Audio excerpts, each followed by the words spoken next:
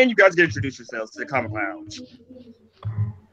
I'm Ted Spogatti. I review movies, comics, video games. I also review at the anime as well.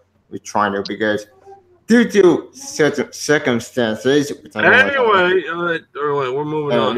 Let's get started. I'm Nick Lenz. No, go on. You go first. Fuck. I'm Nick Lenz. I review movies, TV shows, novels, comics, and anime. Okay, my turn. I do video games, comic books, and also fucking whatever I like to talk about on Comic Fan 992. Go channel. Go subscribe. Yeah. But when it comes to Mega Man, there's rumors that it's gonna come back, but not under the original creator. Since they've all left on bad terms, and of a failure. Dude, that game had that game was the most overhyped game yet. My number 9.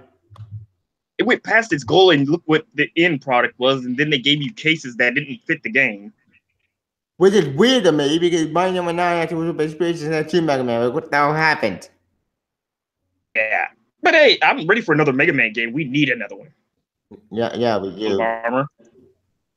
Yeah, also, we have Sonic. You guys seen, hey Nick, have you seen Nick, tell me this is a new anime out there called Devil May Cry. Devil Cry. Devil May Cry, baby. I heard it. I said it. What the hell was I watching? I just can't. No. This is a very, very old manga that dates back to the 60s or the 70s. The one is all dark and twisted. That anime.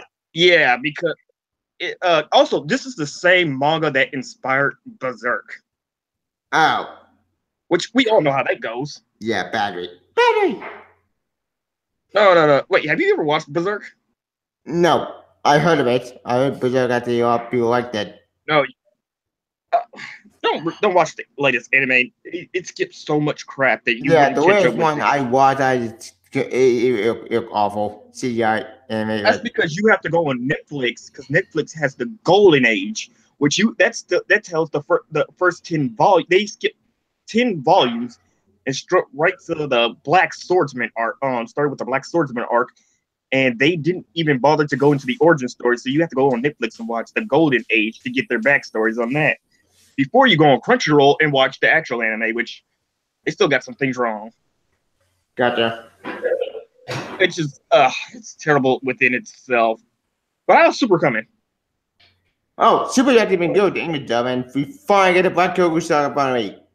Finally. Wait, did you actually start it, or is it just now? Next episode is gonna start the Black Goku Saga. The next episode gonna start the Black Goku Saga. We're finally there. Okay, now you can finally have fun. Yeah, because have fun with that because it goes up here. Is all up here from here. Even the multiversal tournament, which me, Nick, and Ed are watching, it's very, very good. But you will see when you start the multiversal tournament because there's like 10 episodes are so dedicated just to building the roster alone before the actual tournament starts. So there's going to be a lot of filler episodes. Well, I can't call them filler episodes since the manga has not catched up to the anime. So figures, yeah, it's one of those weird ones. Like Boruto, the anime is going at a slow pace just because the manga is all released monthly, and you have to keep it at a slow pace. Can't remember how many Marvel judges still, man. They always monthly. Wait. Oh yes, actually, when Nick get back, I was going to tell you guys that Secret Warriors got canceled. Honestly, I'm not surprised about that because that one's titled that. Let's face it, that book was not going to ever Secret Empire. Actually, I think I didn't even read that. I didn't even know the title was still going on. I didn't even know it was like Secret Warriors outside until Nick told me.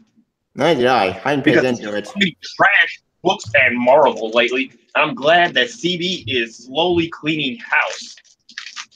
What's the stuff you can't go Venom event crap? Because holy shit, Venom that ended. I knew it. Is that in the Venom title? Story? Because from what I hear, Dan Slott sounds like he really is trying to spite Spider-Man fans with his last arc. Yeah, Venom Inc. Wait. You mean the Red Goblin stuff? Yeah, because his run ends on 700. I thought it's That's in the 800. dance last run. Oh, Well, yeah, 800. I haven't kept up with, like I said, I haven't kept up with Spider or whatever the titles. no. I don't blame Since you. most Marvel titles are junk. But anyway, from what I heard, he's being really spiteful with the Spider-Man story right now. Yeah, like I heard. And And something he's just gonna he's just gonna rename he's gonna do Spider-Man, but it's gonna be under a different name. Like since you already got particular Spider-Man, they've thought about maybe he'll do the friendly neighborhood Spider-Man. if that happened, then we're screwed. Because I went just to follow even Peter Parker and That's see, it's like spectacular Spider-Man. It's like we had 3 Batman books. You had Batman, Detective Comics, and The Dark Knight. It's like they're all their own little books. oh. So you ain't gotta read Friendly Neighborhood Spider-Man if that is the name of the title, because that's just a theory. Nobody actually knows if he's actually gonna do another Spidey title. But isn't that book technically in canon because it takes place after Secret Empire and before? Yeah, it's a mess. I don't think right now it's taking place after Secret Empire. It's just Mark Waid is just being not Mark Waid, Nick Spencer. I don't know what they were thinking when they let him go through this whole deal with turning Cap into a Nazi and then turning him, and now his clone is running around somewhere doing whatever he wants. Yeah, that was Steve-O crap. That was Captain Hyde series not pissed me off. Like, can we fully get kind of idea and get the real Steve-O? Actually, here's what I know that I could be about with Steve-O. I thought he was doing Captain America. If he's not doing Captain America, then why you just kill Captain America? Oh my God, this is clusterfuck. It's confusing. It is because he's still running around for some reason. Technically, he's not. They said it wasn't going to be an alternate version. The Steve Rogers we know just had his history. At the end of Secret Empire, we have 2 different Steve Rogers. Yeah, that could be the He contradicted himself. Yeah, I don't get it. This is why I said it's kind of hard keeping up with Marvel and all their shit. Where this is why we need somebody to reel them all back in line. We also have Omega. I don't know about that. We'll see. I mean, oh yeah, I also saw that Riri showed up in the Champions. Yeah, she did. She's gonna be like a new member, or supposedly. I don't know. I heard that book's gonna get canned. Well, yeah, because it's not doing good, and nobody. Well, the thing with Mark Waid is he has this ideal where youth is the future of America, future of the planet, where he believes only teenagers or young people can save the world. Which is not necessarily wrong, but it's not necessarily right either. They're trying to look. Marvel has tried to do. This is my whole thing, and this is where I feel like Marvel kind of like either they don't get this format or they just don't understand it or don't give a fuck.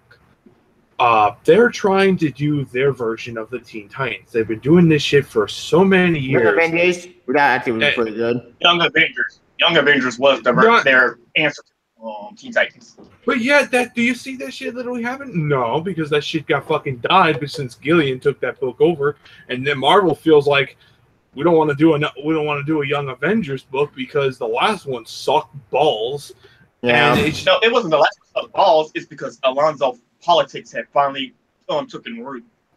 Yeah, he's a far leftist, and I mean he's an extreme far leftist. So take that however you want.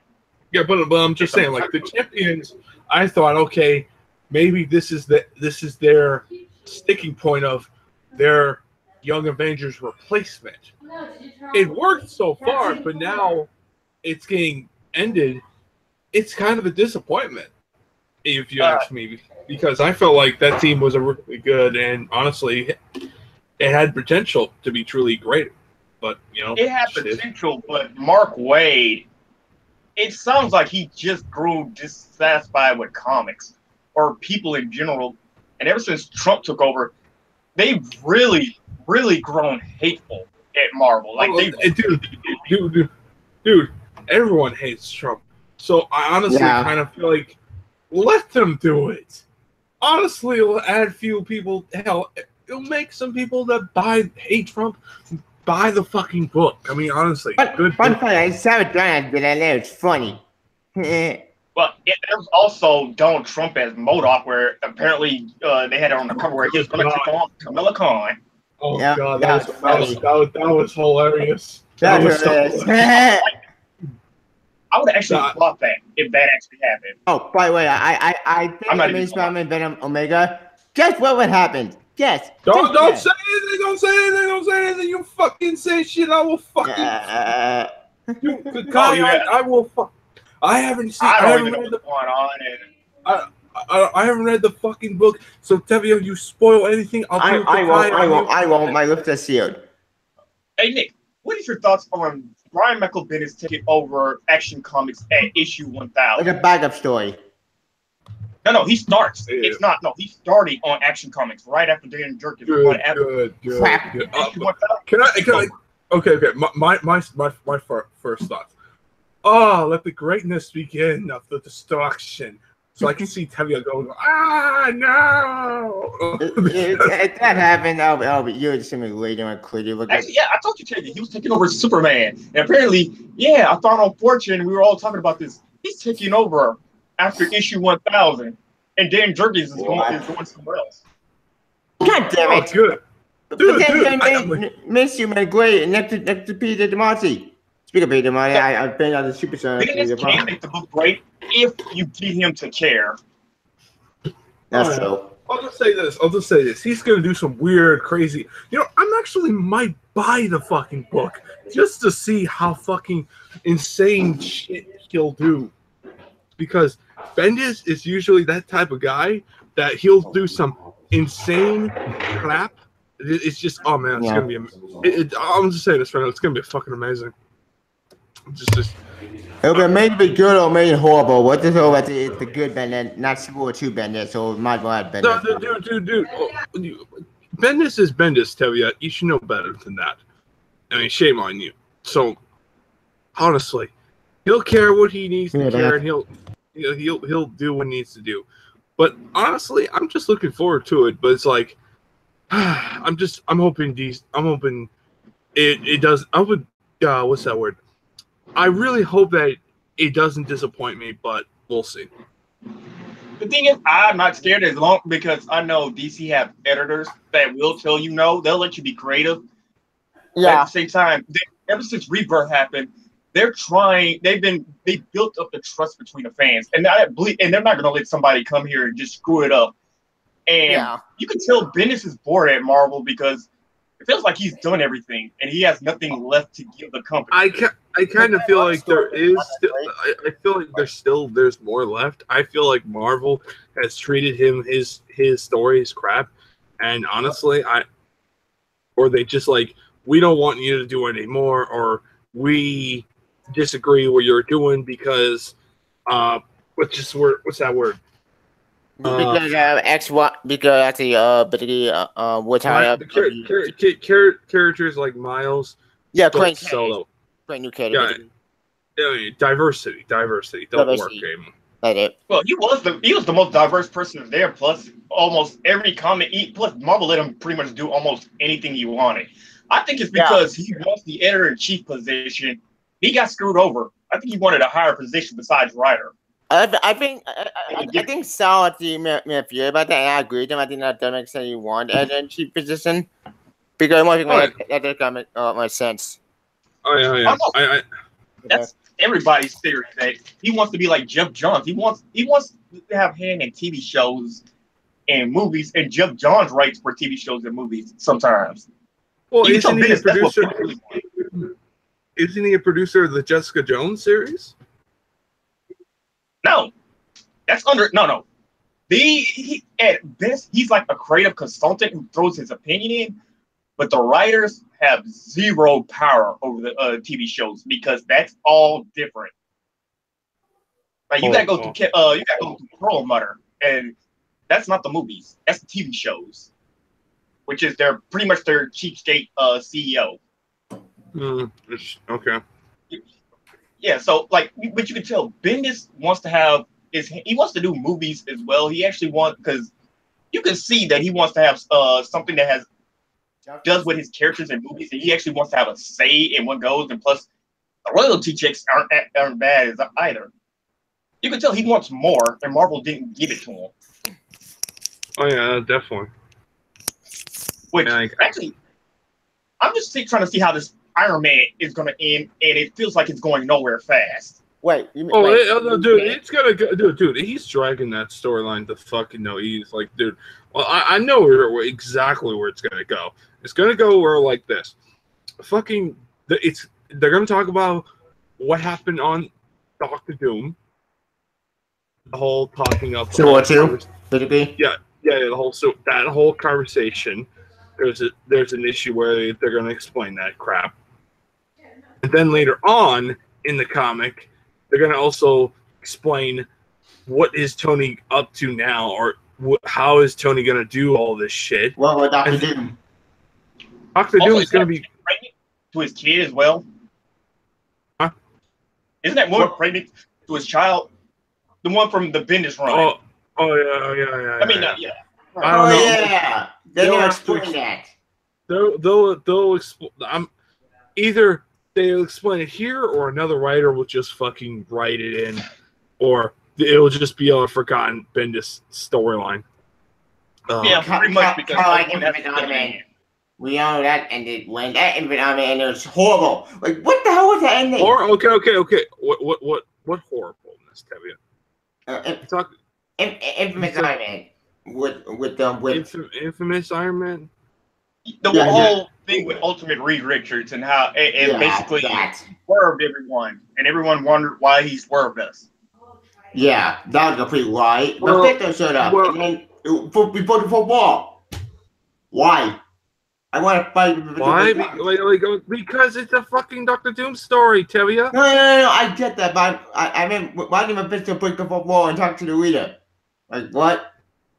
Well, it's just fucking... Oh my gosh! That's just a metaphor for his. I believe that was literally Bendis talking to the readers and how he feels about Marvel in general. Man, that was stupid. Well, honestly, I kind of feel like I don't give a fuck because honestly, like, look, I like Bendis a lot. I really think he's a good writer, but honestly, like, I personally feel like what I'm worried about is Miles and Ironheart and those characters. And I don't like I have a theory like they might keep Ironheart for a while because she's done well and people like her. And yes, there are people who hate her, but yet again, people hated Rhodey and he stuck around for many years. So, yeah. And he died unceremoniously off panel at the beginning of an event, and we had to read a tie-in to see it. Yeah. And but besides all that crap, I mean, honestly, like. There's going to be more. I feel like there's things that are either going to surprise us but also disappoint us at the same time on 600. But yet again, honestly, I'm just waiting the whole thing to go to where it needs to do because I just want this storyline. I just want the storyline to go end it up where Iron Man's back to business and he's going to go fight and just do his usual business. He's mentoring Ironheart. And pretty much after that, he is gonna have fucking what's up? He's gonna deal with Punisher.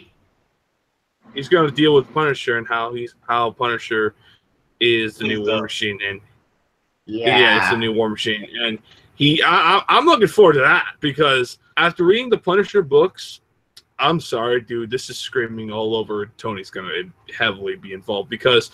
This reminds me when Rhodey went out of the country and did some type of shit he was doing with Punisher.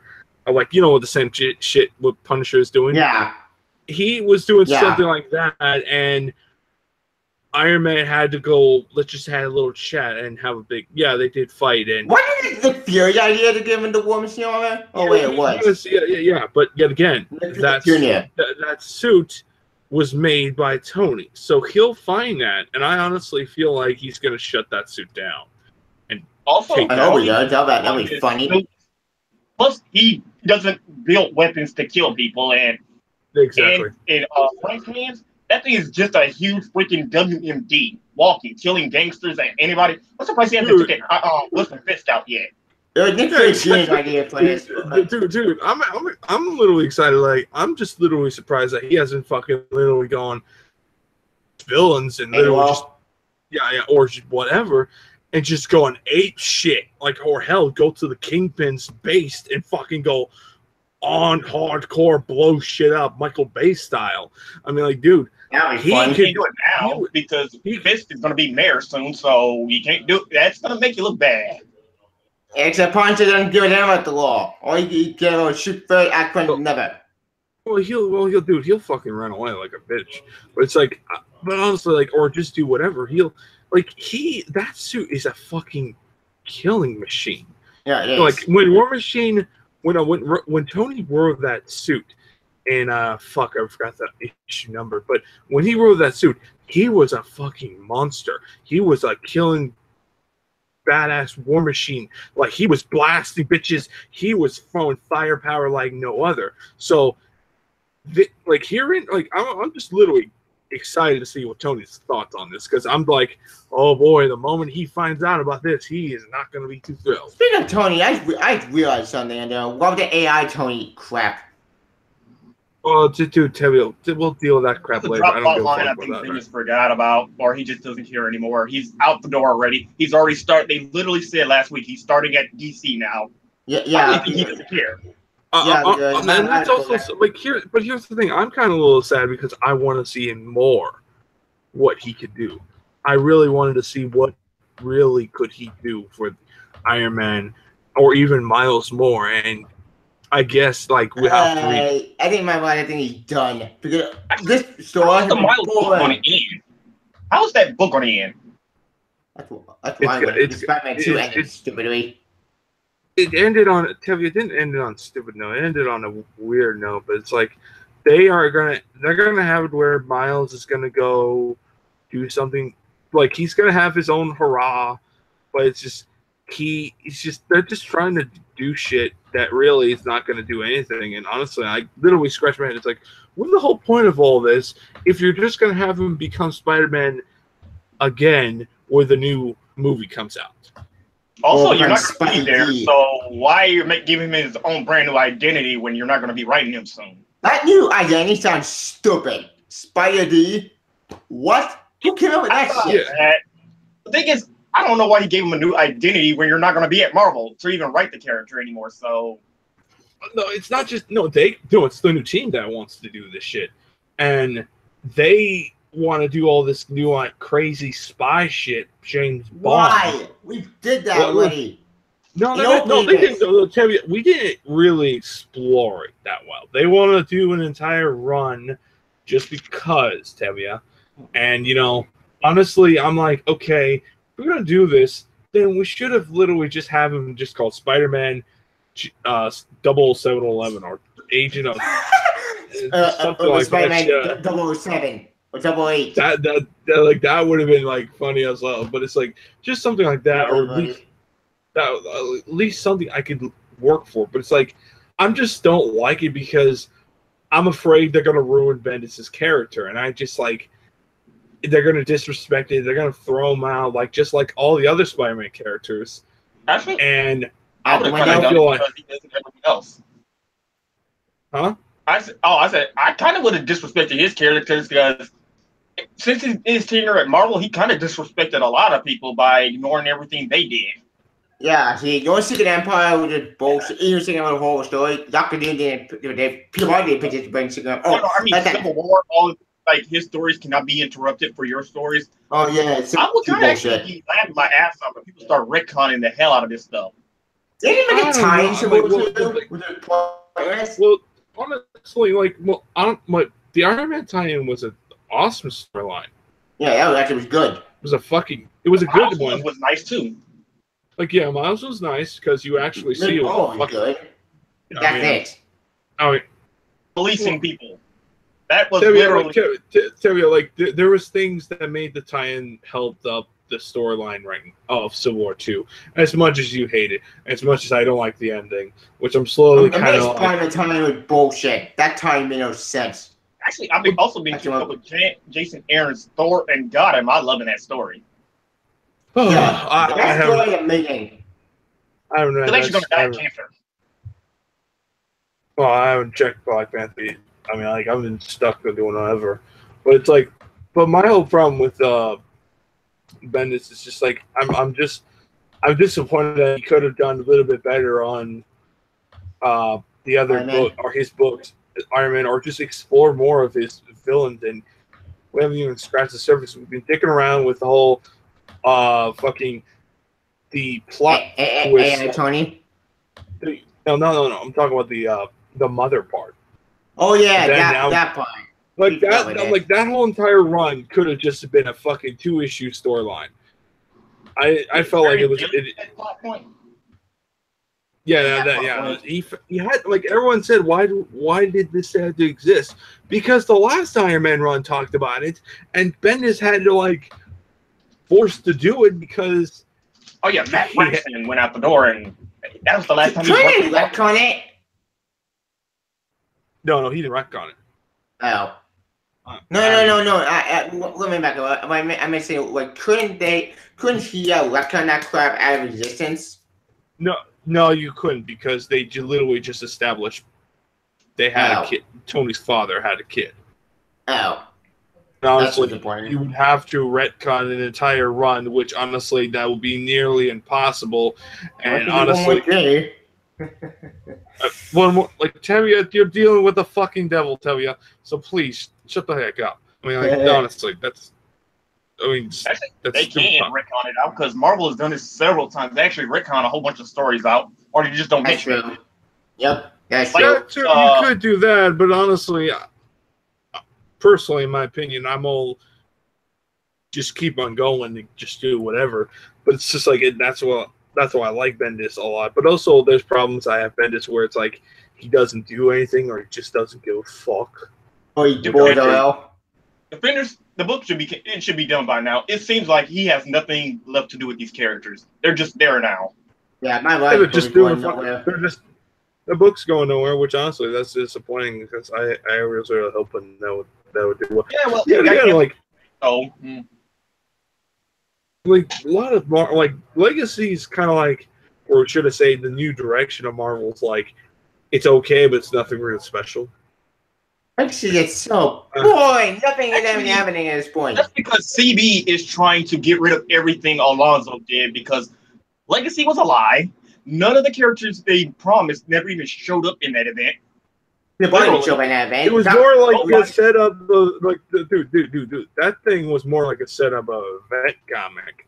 Yeah, and honestly, not just that. It's just like there was an issue where in Legacy, in that part in Legacy. Loki will have the Affinity Gauntlet, and if you go to Thor 700, it showed he had the Affinity Gauntlet. So I'm like, is Loki gonna have the Affinity Gauntlet fucking shit in this new event? And honestly, just like trying to do the other, like they brought in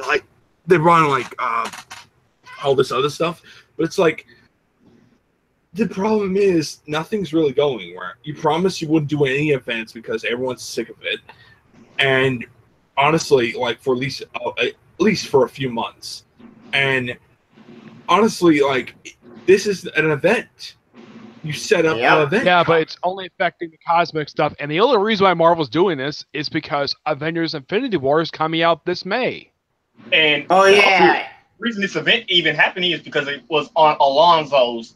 That's the last Alonso order before they kicked him out the door. That is not the only event happening. We also have Damnation I think it's starting next month. Yeah, isn't the 16-week thing with the Avengers? Contained event. When it talks about it's a self-contained story, but it just affects Avengers. It doesn't affect the whole entire Marvel universe. I mean, it's not affecting the X-Men or the Fantastic Four or it's a done over Fantastic Four anymore at Marvel Comics. I'll just say this. I mean, like personally, like for me, whenever I personally don't trust this new editor-in-chief. Honestly, I trust. I talked to him. Actually, you could talk to him. I don't Twitter if you want.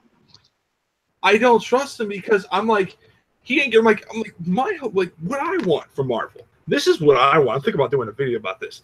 It's like what I want for the new direction and also this new editor. It's like give me villains back that I liked, or give me have Spider-Man fight villains again, like classic villains, or have fight for the stupid corporation crap. All right, Jay, let me finish because I have an answer for all this. I mean, and have fucking Iron Man fighting villains because I'm bored for for a few forums that Iron Man's not literally dicking around, not fighting villains, and granted, you have a throw a villain here or there. I mean, if you want to think of a solo character who's actually fighting his own villains, it's Thor. He's practically the only person in Marvel who does do that. Even Captain America, that's it. That's the thing I love about Thor. Villains show up, but in Spectacular Spider-Man, I mean, in the most recent issue, they had the Shocker and Whiplash show up. Oh, really? Yeah, but it's not the original Whiplash. It's the one based upon the version from Iron Man 2. Oh. Yeah. And and if you want to read that, go read Iron Man versus the Whiplash. He appears in that book. But it's like, honestly, I just want to see villains fighting heroes again. And if you want to have new characters like Kaman, like Ironheart, that's awesome. But it's like, I'm just bored. I like Marvel with Marvel. It's just like you don't get anything like that, and I just get to damn bullshit. I mean, let's say Amadeus Joe Hulk. Since he's been the Hulk, any of Hulk's villains at all, any of Hulk villain Yeah, She-Hulk fought the leader for place, and no one's about to answer what the heck he went off to after he was resurrected by some shadowy group, which I heard was supposed to be the Brotherhood of the Shield, which is nothing to do with the one from Hickman's run. It's something that just a red She-Hulk zombie version of Abomination run somewhere. The leader, he's not fight any of Hulk's villains. He just fights whoever shows up in his book. Yeah, that's also annoying too, because Hulk was it was awesome seeing the Hulk fighting the leader or whatever. I mean, that shit was fucking dope. And now apparently you have it where Hulk's cousin She-Hulk fights the leader. Yeah, I'll say that. Why is she fighting the leader and Cho is not there? Yeah, that honestly makes no sense. And that's the thing. I'm like, that's the thing. I'm like, that's the fucking point. I'm like, God Almighty, that's the fucking bullshit I hate about. Marvel.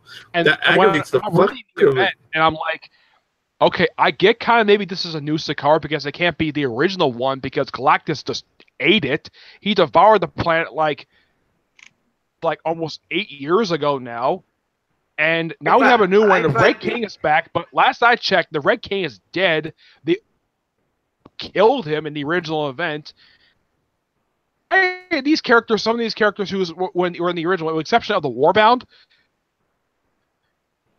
the rest of the characters who was in that event, I mean, Hulk's second wife is not in this storyline. The Red King is. I don't know why he's even here because the guy is supposed to be dead.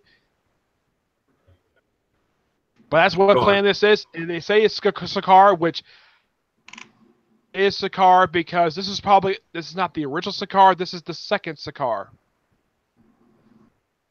Okay. What's the difference? But honestly, it's just yet again. But it's back to the whole my point. I mean, my problem with Marvel is just they are just literally doing bullshit just for the sake of bullshit. Now, granted, having a Spider-Man villain fight Captain America, that was, let's just say, that was somewhat interesting idea. Fighting Captain America was very. By the way, here's kind of the weird thing about Kraven. He was resurrected only 8 years ago, and Peter. No. Oh yeah, dude, not barely, none. I can't remember. By the way, what he's done for the past 8 years? He's fought the Black Panther. He fought, he fought Kane. He has fought, he fought Cap. Fight. It's like he fights everybody except for the original Spider-Man. I don't know what is up with that. Oh, you guys by the way, talking about Mark Millar is talking about rebooting Kick-Ass again. And this could be our new again? thing. How many times it has gotten rebooted? I lost count. Actually, no, Well, I this didn't they care talking about anyway. this could be our this is some artwork for probably the new main protagonist. Okay. But No, why And I not? can tell by looking at that, that's Jarmia Jr.'s artwork. Oh yeah, I know because he's the only person who does the Kick-Ass series. The only person I can recognize I anyway. haven't read Kick-Ass 2 and 3 or Hit Girl. I only read just the original Kick-Ass miniseries. But I haven't had a chance to read the other miniseries yet for Kick-Ass. I just read the original one. Oh, also to answer your question, Edgar, one, CB is getting rid of all the dead weight. First, they're getting rid of all the talentless writers who pretty much don't deserve to work at Marvel. They got rid of SWAT finally. Gabby Rivera was fired. A lot of other people got fired. Some other people got axed. I don't think that he's asking planning to get all rid other of people like there's like Michael Rosenberg, who recently did Secret Warriors. He's a fantastic writer. Oh, Secret Warriors got canceled. Canceled, but I think he's currently on. I think he's on Punisher. Secret Warriors just got canceled. It did? So, yeah. Here's the That's what I weird was bringing thing up about earlier. that announcement. They made that announcement after the final issue came out. Weird. Yeah, I don't know what is with that. I mean, this year they at least announced it before the title was ending. Now, Jeremy, you thought that the series America was ending issue 11 after that series. Yeah. By the way, I read Spectacular Spider-Man the late issue, and I'm lost. Why did you tingle? Why did you tingle inside the blood tingle? Like, what? Like, yeah, it's weird, but I'm happy the Tinkerer is back because prior to this book coming out, when was the last time you saw this guy in comic book? I think the last time I remember seeing him was I think he popped up in Punisher War Journal. Of course, that was like a decade ago, but it's been a long time since seen the Tinkerer. He was the second official villain that Spider-Man fought after the Burglar because, well, his story came before that they had a backup story featuring the Vulture. yeah, the Vulture being useless. Jeremy, can you send me the guy's Twitter account? I'll ask him personally myself. Okay. So I I'll send you the link because he actually talks to the fans and stuff. But I'm doing is getting rid of all the garbage books that don't sell. Huh? Because I'm just like, okay. The first thing all I want for the Iron Man books is just I just want Iron Man to mentor Ironheart and also have Iron Man fight villains and also along with Ironheart. It's like, oh, here's something. And also, interesting give me that fucking shit. One I'm of the books dying that's for that. ending. What? Huh? The newest issue of Generation X. Yeah. Pretty happy about this. Jubilee got her original powers back. Finally, about damn time. Awesome. Finally, I've been missing those powers. But She lost those powers back. I think it was 2006. She lost those powers with M-Day. And after 12 years of not having those powers and having the past 8 years being a vampire, she's back having original powers. And guess who gave her back her original powers? Who? Miss Freedom. Scarlet Witch. Quintire with the power of the Phoenix Force. Yeah, they did talk about that. No. Jason Aaron brought the Phoenix back up in his run. Yeah, they actually referenced that story. You know that storyline, Shi'ar versus Asgard? Yeah.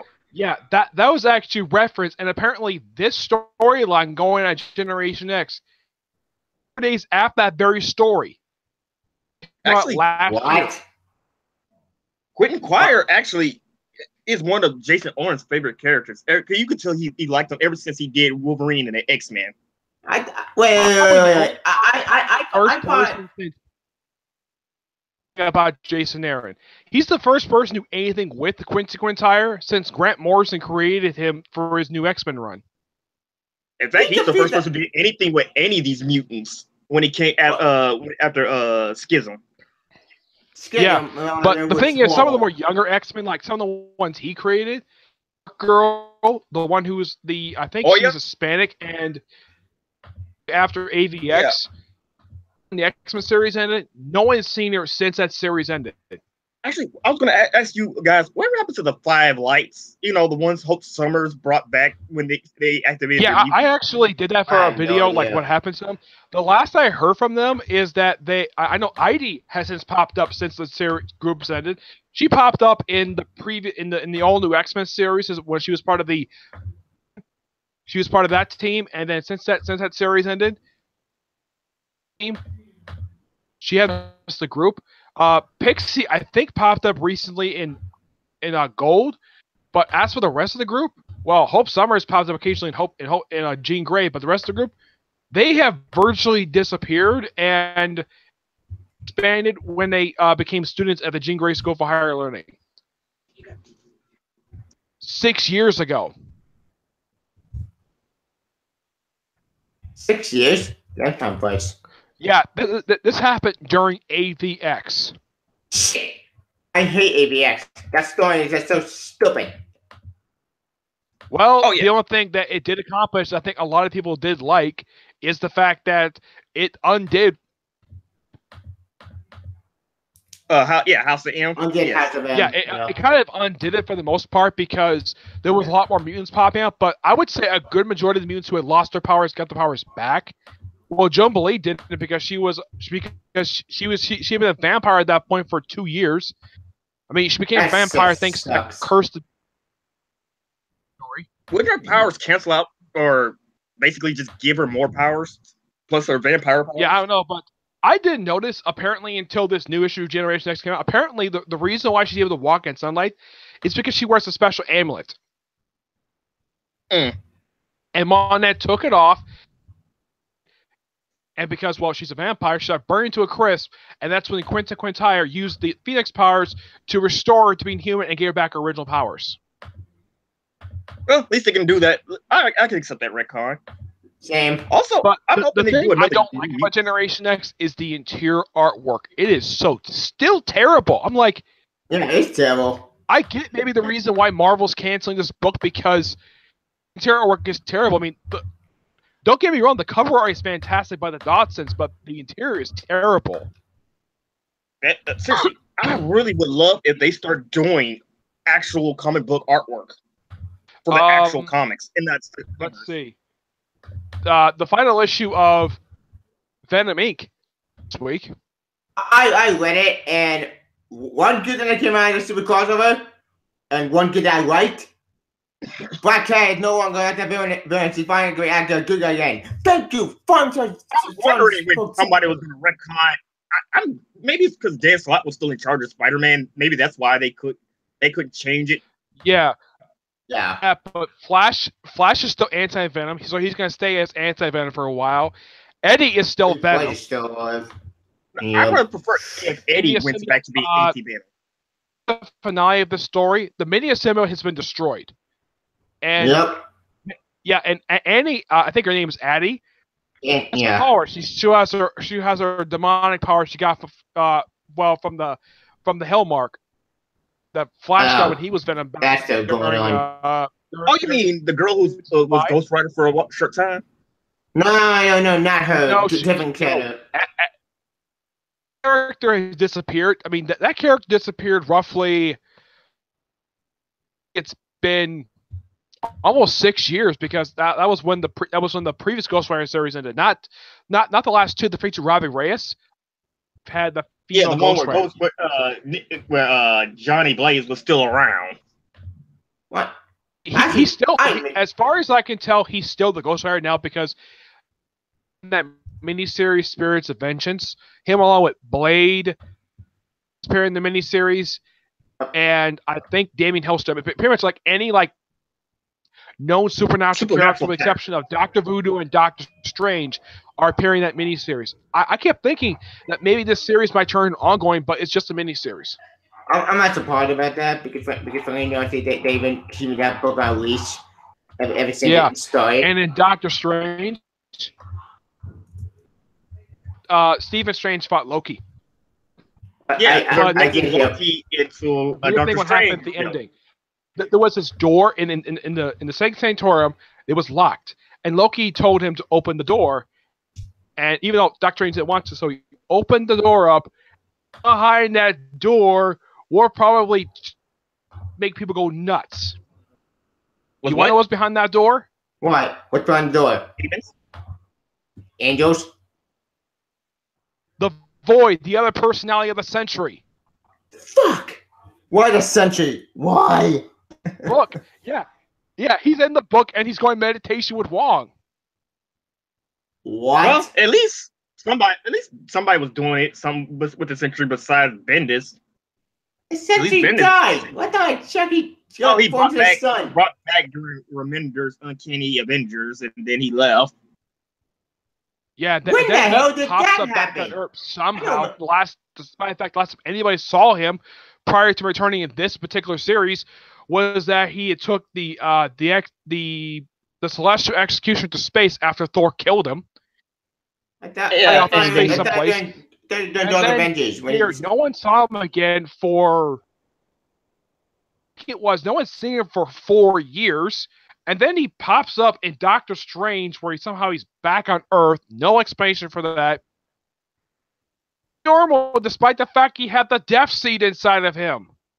And he's freaking nuts. The guy is a schizophrenic psychopath. And this is the weird thing. Somebody's doing something. There were 4 people that the Apocalypse Twins brought back with the Death Seed: Grim Reaper, Daken, Sentry, and Banshee. Perfectly normal. That's not been explained yet. Daken he was in Iceman for some reason. Iceman. Despite the fact he was also in Marine, he's perfectly normal. He's actually quite a nice person. Even though in Iceman, he's a jerk. I don't know why they fought better on moving hair Daken play because actually, I can't wait for them to retcon the crap out of Bennett's turning Iceman game. I hope they do. But I'm gonna be happy. Yeah, well, in the last issue of Iceman I read, something I think was fine for people who know about him is that he kissed Iceman's boyfriend. Why? What? I don't care. You know what? Maybe they'll retcon and say young Bobby is not gay. Yeah, but he retcons it where somehow it was something that Gene probably did or somebody where Bobby was never gay at all. Yes. I hope in the final issue of Iceman, meet the young version of himself. Speaking of X-Men, that's what a lot of us believe that. Oh yeah, Jean Grey was the mastermind behind this, and we can just throw this SJW Marvel age out the window. Speaking of X and Blue, but in the case of all the titles getting canceled, the only two I kind of felt that were really good were Jean Grey, title, and Gwenpool. Gwenpool, you just and Hawkeye. The Hawkeye book with Kate Bishop. Fun. Gwenpool was fun just because it did not take itself seriously and it knew what it was. Oh. Yeah, I heard one person described it as with breast. Yeah, basically. No, actually, he brought it up. Actually, Deadpool and her brought that up during the series. Like, you're just basically me, only with breasts, and you're actually canon to the 616. That was funny. Yeah. That made me laugh. Tell what the next issue. That definitely is going to be the end of Gwenpool with issue 25, which it's a okay number for a series, and that. Speaking of that, can we talk about X-Men Blue for a sec? Because, oh boy, guess who came back? Guess. I don't the know. Brotherhood of Evil X-Men. Yeah, the Battle of the Atom X-Men. The one for Bendis run. Shit. Oh, the battle for the guys. Yeah. Since all these guys was actually in All New X-Men, I think it was the second arc that came after Battle for the Atom. That was the last time I saw these guys. I think that was back in. I think it was 2014 last time anybody saw him. 2014 is Superior Spider-Man nonsense.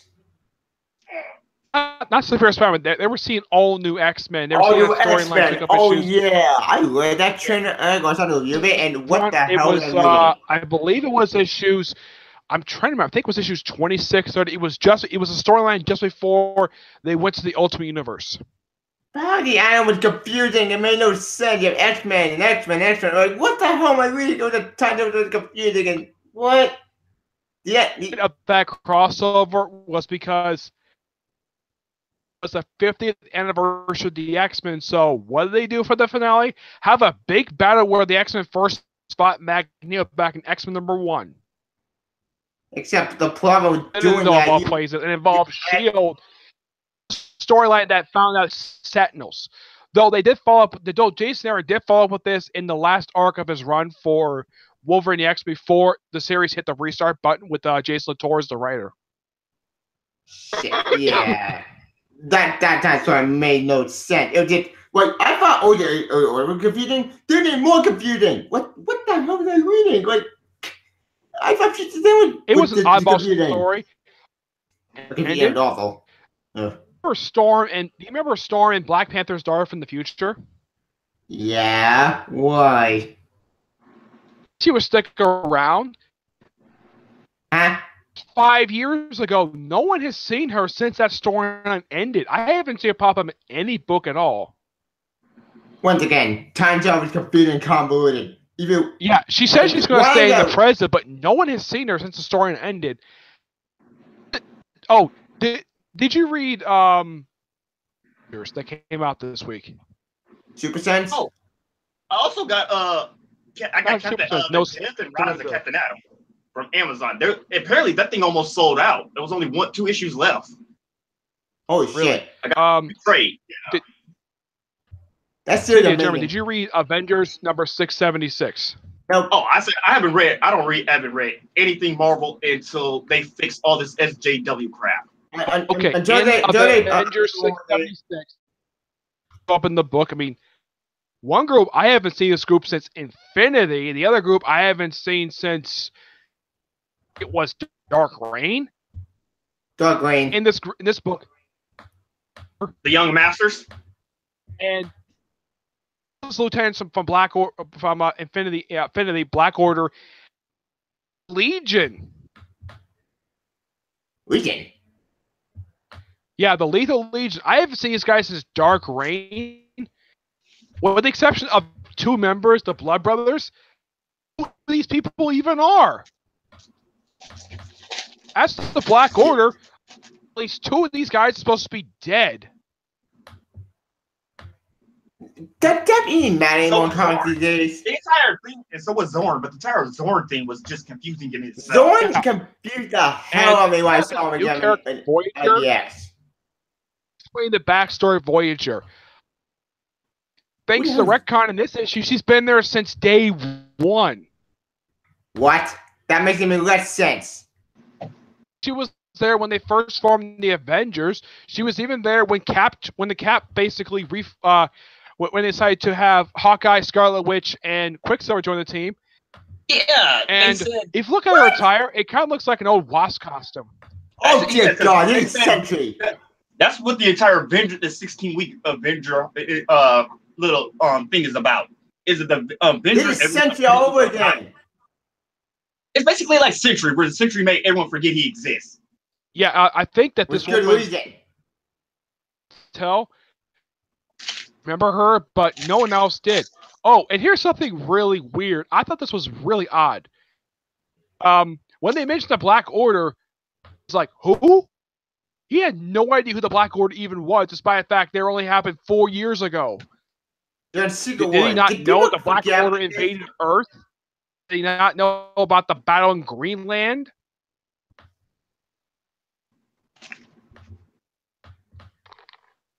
It's so bizarre. The fact that current leader of the U.S. Avengers, and apparently he does not know who the Black Order are.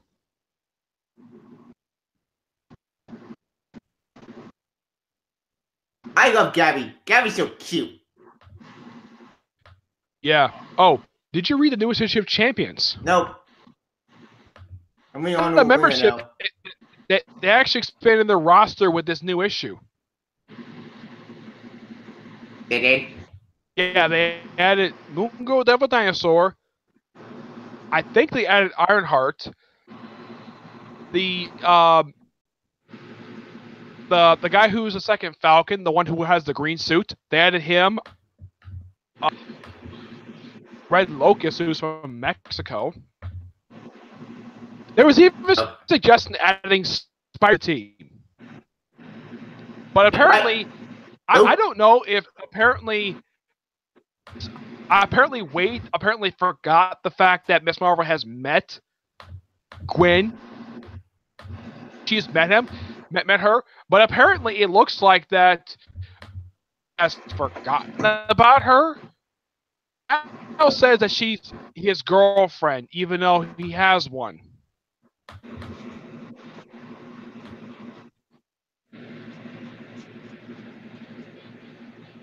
Okay. What happened? Yeah. Now who's your girlfriend now? Quaid writes where Miss Marvel forgot that she met Spider-Gwen. Oh wait, you talking about Kamala Khan? That one. Apparently, she has forgotten that she met her during the crossover last year. Wait, what crossover that it had? Wait, was it the one with the High Evolutionary? Yeah, no, that was during the that storyline. I'm talking about between Spider-Man, the one that Bendis writes, and Spider-Gwen last year in February. Oh yeah, that whole black because of the honor Black History Month with character Miles. Despite the fact in one issue they had Kamala Khan guest star, Wade forgot the Miss Marvel met her, or he didn't know that she had met her at all. Knowing Bendis and what he does, chances are he didn't know. Yeah, he probably forgot. Yeah, but apparently Wade remembered that crossover that happened, but apparently Miss Marvel forget. It's really weird. I'm still wondering why that Vivian came back as a black woman.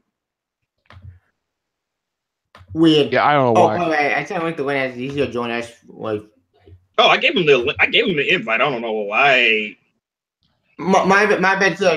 Google at the invite him. I sent him on Facebook. For Avengers, what looks like for Marvel this week, this has been a pretty decent week for them. I mean, it gets some stuff that people have not seen in a while. Some people are probably happy with Jubilee. As for DC, this is what's weird. They're launching already. They're launching the whole new DC universe, which they have a different logo now since it's not going to be DC Rebirth, and it's.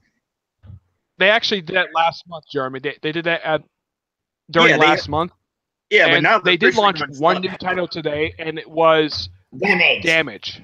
Actually, that's the thing I don't understand is like you guys are already dishing out books and Metal's not even ended yet. Like Batman and the Signal hasn't even finished, and he's already starting.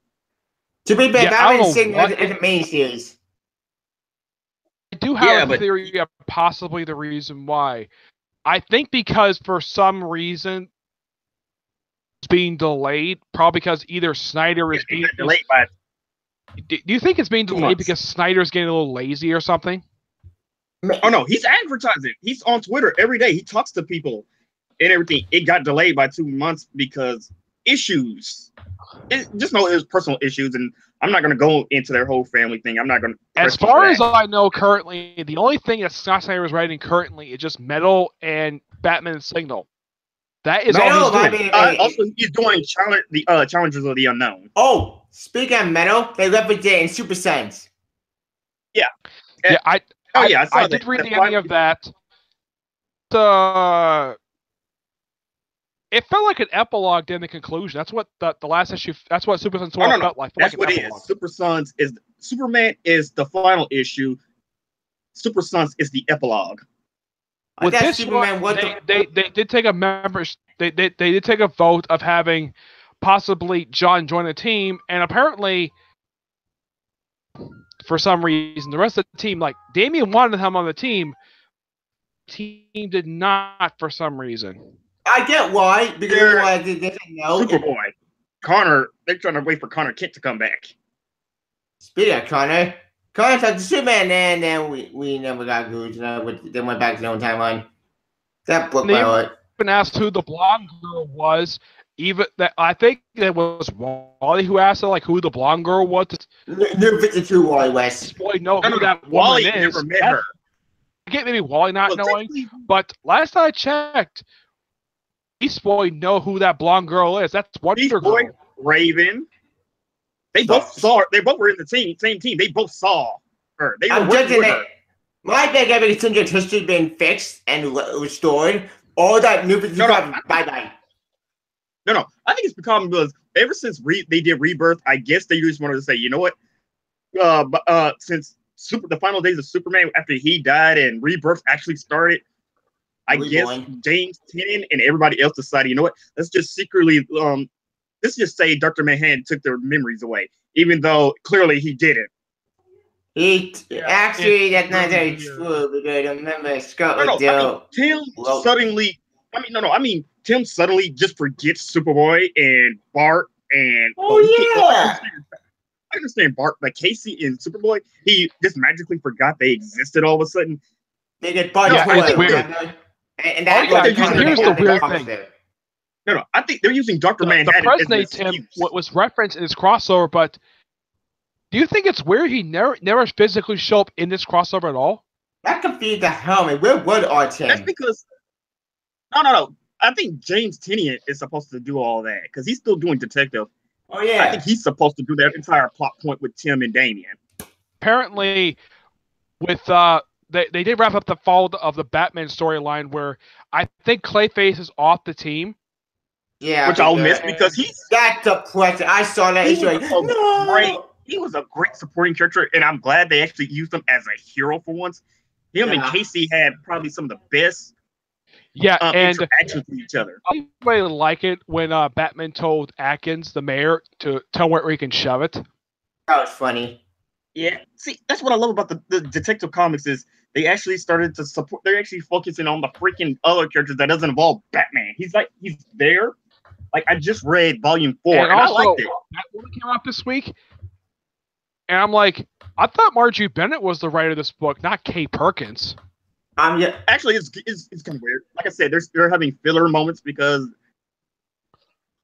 I don't know, something's going on with Doomsday Clock, and for 1 year from now, the entire DC universe we're gonna get a lot of new writers on different books again. So yeah, but Kay Perkins, I think last I checked, the only book he had just done recently, I think Kay Perkins is a guy, right? I have to look it up because I know Matthew Rosenberg is there, and I know apparently he's non-binary or some crap like that, and that's why everybody was talking about him. Kay Perkins, the only books he's done lately is he was the writer for Superwoman. For Superman, the one where Superman fought Sinestro, though I kind of felt as though those issues. Yeah, actually, why did Steve Orlando leave? I mean, Phil Jimenez leave. Why did he go? I have no idea. I never got a chance to ask him because, well, he was at MegaCon Tampa, which was Orlando last year. Never got a chance to ask him because he was going to be there on a day that I was not going to be there at all. I could ask him on Twitter because he also posts his artwork on there. Yeah. I don't know what he does now because as far as I know, he's not on Super Sons. That is a different that's Jorge Jimenez. I don't think he's related to Phil Jimenez. I think there are. I gotta look it up again because I know he does the artwork. He's always doing variant covers for Super Sons. The Super Sons are amazing. I love Super Sons. They're adorable. And I'm going to ask him, what was the whole thing with Superwoman? Because I know the title got canceled, and I know it wasn't doing very well. That broke my heart. Because Superwoman amazing. I love that book. She talked, at least it did especially when Phil Jimenez was doing the book. He did the book for the first 8 issues. And then for some reason, as far as I know, there was no article about the change of writer. It's like when an issue came, Kay Perkins is the writer. I'm like, Perkins. Yeah, like James Tynion, I didn't realize was also working on Batwoman until they announced. Well, until you looked on the DC website that he was going to be working with Margaret Bennett, and they never said anything. So Glenn, sorry. I was just telling about the things that are going on in DC, especially what's on Twitter and what's going on in the background and up the writers. Once Doomsday Clock is going to be finished, and apparently, like that, John let loose back into a villain. they're talking about the Amazo virus because that's still a thing, and apparently this has to do with the Superman which is all right. To be fair, in defense of the Amazo virus stuff, that stuff I think may be still canon, but since I know we did get Kid Amazo for Super Sons. That is adorable. Yeah, no, that's the canon because all that stuff with Jeff Johns did led straight into Darkseid War. Yeah, which also led into because I'm waiting for James Robinson to Bendis, but at least that Johns doesn't have plot threads hanging all over the place like Bendis has tendency to do when he worked at Marvel. See, the thing is, Johns cares. At some point, Bendis stopped. Bendis stopped caring a long time ago. Yeah, and at least that Johns didn't have like a half a dozen titles with his name on it. I think the most he had at one point was 3. 3 books. Man and Justice League, but then that slowly started to trickle. Yeah, that's all he had. And then he got finished with Green Lantern. First, he had his run for Green Lantern, and then like not long after that, he had his run for Aquaman. When he gave it Jeff Lemire for a while. Well, actually, he did do a brief run for Superman. Yeah, well, that everybody liked that, but it was a small run and it's one volume. Yeah, it was a one trade, but it was the only thing he did besides Justice League. Which actually brought some new life back into the book. Wait, I ain't paying Justice Here's League. the thing about when it comes to his Justice League run, why it was delayed. It's because Johns is a busy guy because he's running stuff with DC TV in the movies. That's the reason the book was delayed. See, that's what I never understood about the creative officer. What does that exactly mean? Because Johns is because people also realize that when Johns first broke out into entertainment, he was originally a TV writer. He was a screenplay writer. Yep. That's not his job. His job is that he's president of DC Comics. But actually, isn't he co-publisher with Jim Lee or it's something weird? DC has some weird crap going on with him. I've heard it's president because still the co-publisher is still Dan DiDio and Jim Lee. Though Marvel got a new publisher recently. Oh, you say Rand? Oh, sorry. Talking to somebody else. Sorry about that. Oh, okay. Like I said, with Johns, it's kind of weird because it's like I know him and Jim Lee is in the same position, except Jim Lee. That's why books suffer, and that's why I'm not looking forward to what is it? I think it's either Immortal Men or it is. No, yeah, it's Immortal Men with Dan DiDio in it. I know it's Dan DiDio. I think that book, Jim Lee's not going to be there for very long because Jim Lee takes so much time. Plus, he also has other life. Writing. I don't think he's necessarily a bad writer. His job as being publisher. DiDio is not a bad writer. He's a very good writer. It's just he makes a lot of controversial decisions. I think he's just bad at being a publisher. But like I said, the man makes good creative decisions sometimes, but you can't not let him have that kind of power.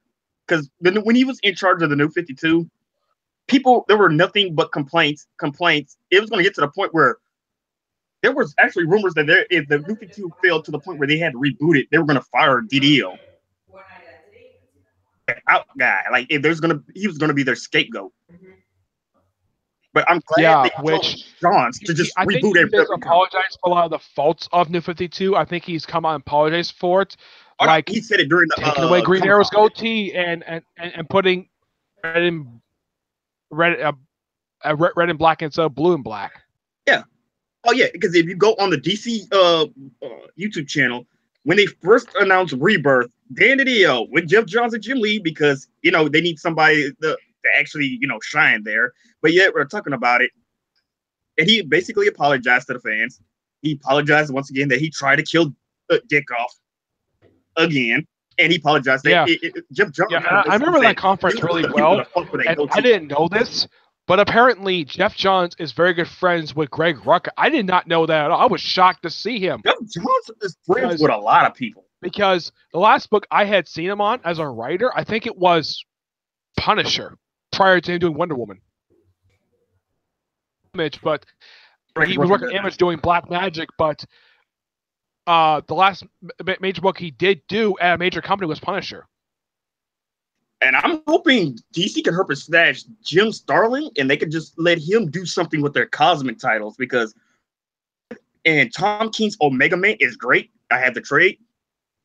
That's a great space opera he did. Yeah, I like it's a what great they did. series. But the problem I had with the series was way too dark. Half the time I couldn't see what the heck was going on. I had to read the dialogue to tell what the heck was going on. That was the only problem I had with Omega Man.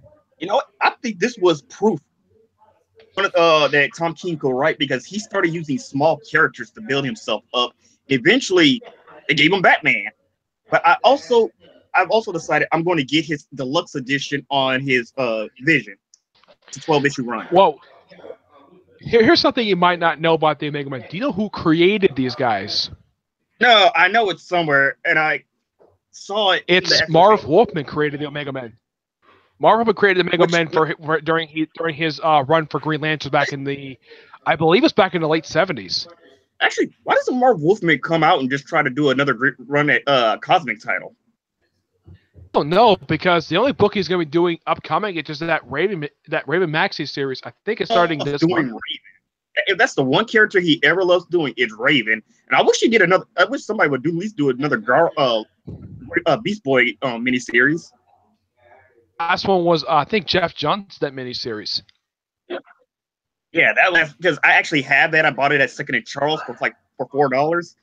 It's just literally. I think they did put that into I think they did put that miniseries into. I think they put a trade. That Yeah, in, I think it was in the original trades for Teen Titans. I think they put that in volume 2. I got it right here because okay, here it is. Beast Boy and Girls, yeah. Which, yeah, let me show you. I kind of wish there was another series. I think came out the very same year that DC has never bought put into trade. Series for Arsenal. Which one? The Arsenal miniseries by Devin Grayson. But yeah, I got this for $4, which is the little Beast Boy trade. Yep. Which was nice. I've read it. It's a fantastic series. The main villain of it is the daughter of Madame Rouge. Also the guy who knew his parents. That also involved Jeff Johns' run on the Teen Titans. And the newest, which is pretty awesome. But yeah, but back to Marv Wolfman. Yeah, The only person he ever writes for is Raven. I would love for him to write some other people, like Cyborg had an ongoing series, but it really didn't do well. Well, that's why he's picking on writing stuff, because they gave him a chart what to do. It might be ending soon because for March. Yeah, actually, a lot of people wanted a Cyborg series, but it never had that special feel when Johns or when the original David Walker, I believe it was David Walker who wrote them. He did a fantastic run, and then Wolfman. I heard Wolfman was originally solicited to the last issue before Rebirth happened, and then for some reason he takes over with issue 8 for some reason. He had a pretty decent run, and then John Stampa took over the book and had 16 straight issues. Like, I think it started issue 2, had this long-running story arc. I'm like, when is this arc going to end? And then all of a sudden we have a brand new writer, which doesn't even bother to mention what happened in the previous arc, where you have it where Vector turns human for some unexplained reason. Then next issue, oh yeah, he's back being Cyborg again. Yeah, actually, Green Arrow had the entire arc with the Ninth Circle, but there were other things sprinkled in there, like the reunion with Roy Harper. Yeah, like which I love. Stars, the 2-part with Amico, the return of Roy Arsenal. Yeah, I love that one where they finally reunited. They finally let the past just be the past, and they can work together. After current continuity for the past, I think in the storyline just last year, I think it was, right? Yeah, because it ended last year. Yeah, after being like estranged from each other for 5 years, they finally reconciled. Actually, here's a question: does the Titans and does Green Arrow know that Roy was a mercenary, or are they just going to pretend that didn't happen? I have no idea because in the current Titans book, there is no mention of his time in the Red Hood and the Outlaws book at all. But in the They're case still of Red Hood and the developing Outlaws, it because Red Hood did mention Arsenal and Starfire of thanking them. Okay, What that's they what I did. needed to know because it's like Just because if you read the new Nightwing issue, they mentioned some stuff from the past, and they also mentioned that he was in Bloodhaven before, which was really weird because when you read the issue where Superman tells them, "Yeah, the Nightwing I knew based out in Bloodhaven," and now that they're fixing this continuity, it seems like they're screwing it up again. well, that's because yeah, ever and since Superman Reborn, a new everything got vigilante, shuffled around again. a new character from Dick's past in the newest issue, where she's called like I think it was she was just a woman who beat criminals up with a baseball bat. Her father's bodega, and she runs a casino Yeah. currently. I don't know any female superhero vigilante like that. The only other person I can think who does some Brand sick new. crap like that is Rose / Thorn. But she's not Rose and Thorn. No, she's a new Something character ruthless. that popped up out of nowhere, and they also apparently Sam Humphrey doesn't bother to mention at least. You remember all those that great supporting cast that Dick Grayson had during when Tim Seeley was in the book? Yes, because I love them in the second volume where he was actually hanging out with foreign villains and he was actually helping them. And I like the fact that they were trying to, ignore Disappeared. There is no mention of them at all. It's like Sam Humphrey just completely forgot about them. Heck, he even forgot Dick's ex-girlfriend. I don't know. Like I said, Sam, like when I would talk to Which him, ex-girlfriend? the Facer. They did not forget about her. I have not read that yet because I'm only reading Because the in the trades. Batgirl series, they met the Summer of Lies. He mentions her, and then in one of the issues when he slept with Huntress, she was about to go see him, and where they worked together against Raptor, she came back and then broke it off, saying that she'll always love him, but not Nightwing. Yeah, she loves Dick Yeah, it was Grayson. also that storyline where had a one-night stand. Something happened with Billings as Grayson, and then like one issue later, she kicks him in the gut and just walks away from him, and she's never seen a title again. There's a lot of things that happen, and some things are just making me scratch my head, and I'm wondering where do some events take but place. the thing about that is that one-night stand, I kind of expect it to happen because this is something like Devin Grayson, that miniseries from the 90s, Nightwing / Huntress. I have it. I have the graphic novel of that. I had a one-night stand in there as well. I guess that the reason why Tim Seeley did it because it happened in the previous continuity, so why not do it again? Okay, these two had sex once and never again. Actually, Nick, I was asking you earlier. What I just ordered the volume. The tray for the Rise and Fall of Captain Atom. I saw that was very popular, and I heard y'all say that was a very good title. Yes. I saw Blue Yes, Beetle, and my God, it has some of the lowest star ratings I've ever seen for a DC Rebirth title. What was it? Bad ratings or good ones? It's like it didn't go past a 4. It didn't even go past it's like 3.5 stars, maybe at best. I've seen a lot of reviews and people said that. And the article I read when they announced they were canceling it, like, oh, they said the book ran out of steam after the first arc. It did not. It was still a really good book even after the first arc because they actually bothered to do something with Dr. Fate in the book, and of course you have OMAC in the series. Actually, I think people were just hoping that when they brought Dr. Fate in, we were going to get the JSA because they still have that freaking plot for it. Way too much. That's why I don't read reviews anymore. People who read these comics expect way too much. I remember that I don't look way too much into those. No, the thing is, when I read the Nightwing comic, I can't afford comics right now. I read them on the internet like everybody else does. No, that's me. I just wait for the trade. But the first and then I just read them like that. Became his girlfriend. People were pissed off about oh, about Barbara Gordon. I'm like, no, you guys gonna force this too? You need to force that relationship. Like, actually, there's a lot of people who really who grew up on the Teen Titans cartoon and they prefer Starfire over Barbara because it's more like they need to go and read the Teen Titans comics to see how the relationship actually really was. It wasn't that great with those two. No, that's in the cartoon. I never said they grew up with the comics. Yeah, but they should read the comic on how they really, really are portrayed. Because to be honest, the animated series was way inaccurate to me. No, it just looked like they were based on the George Ferrer as Marv Wolfman, except they threw in a couple other liberties. No, they tried to make it like anime. Yeah, and they didn't acknowledge the original Teen Titans. Wait, you're referring to Aqualad, Kid Flash, yeah, and Speedy. They never met Speedy or Aqualad, and Donna Troy never showed up. Actually, they did met Speedy. You know, but Donna Troy only made a cameo. She never once actually appeared in the show.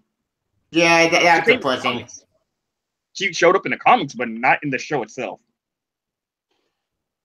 I know people want to see Rabbit BGD on the show. But hey, we're getting a Teen Titans Go movie, so.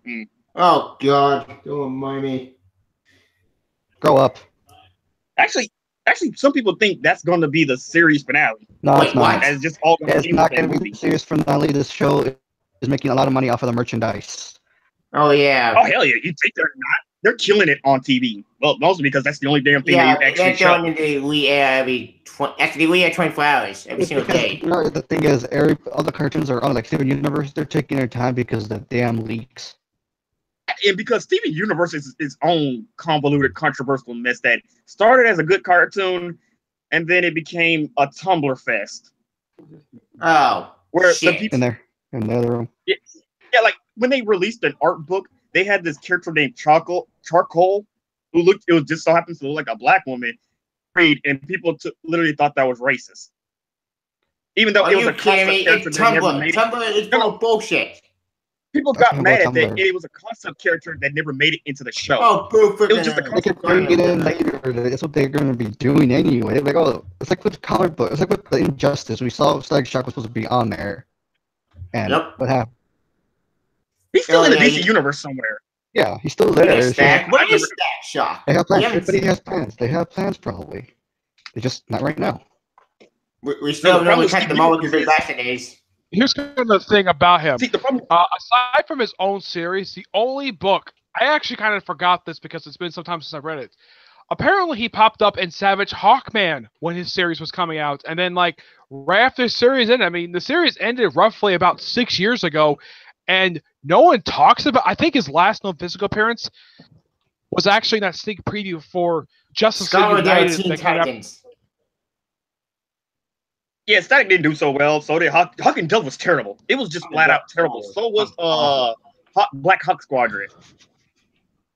Yeah, I read Black Hawk Squadron. I was so disappointed with this book because this book, I felt no connections to the DC universe at all. There's an off reference as Superman character just spent pretty much just being in bed for most of the series and plus their headquarters was frequently attacked like almost every issue until the final issue where the place was destroyed.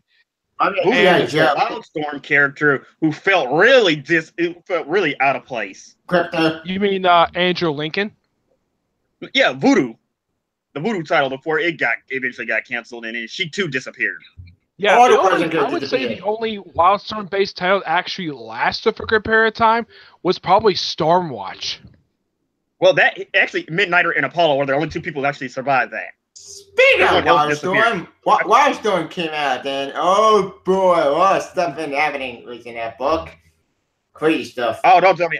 Like I said, I've been slow. I just clearly collect the trades, and sometimes I go online and read it, but mostly I just prefer to just collect the trades and be surprised.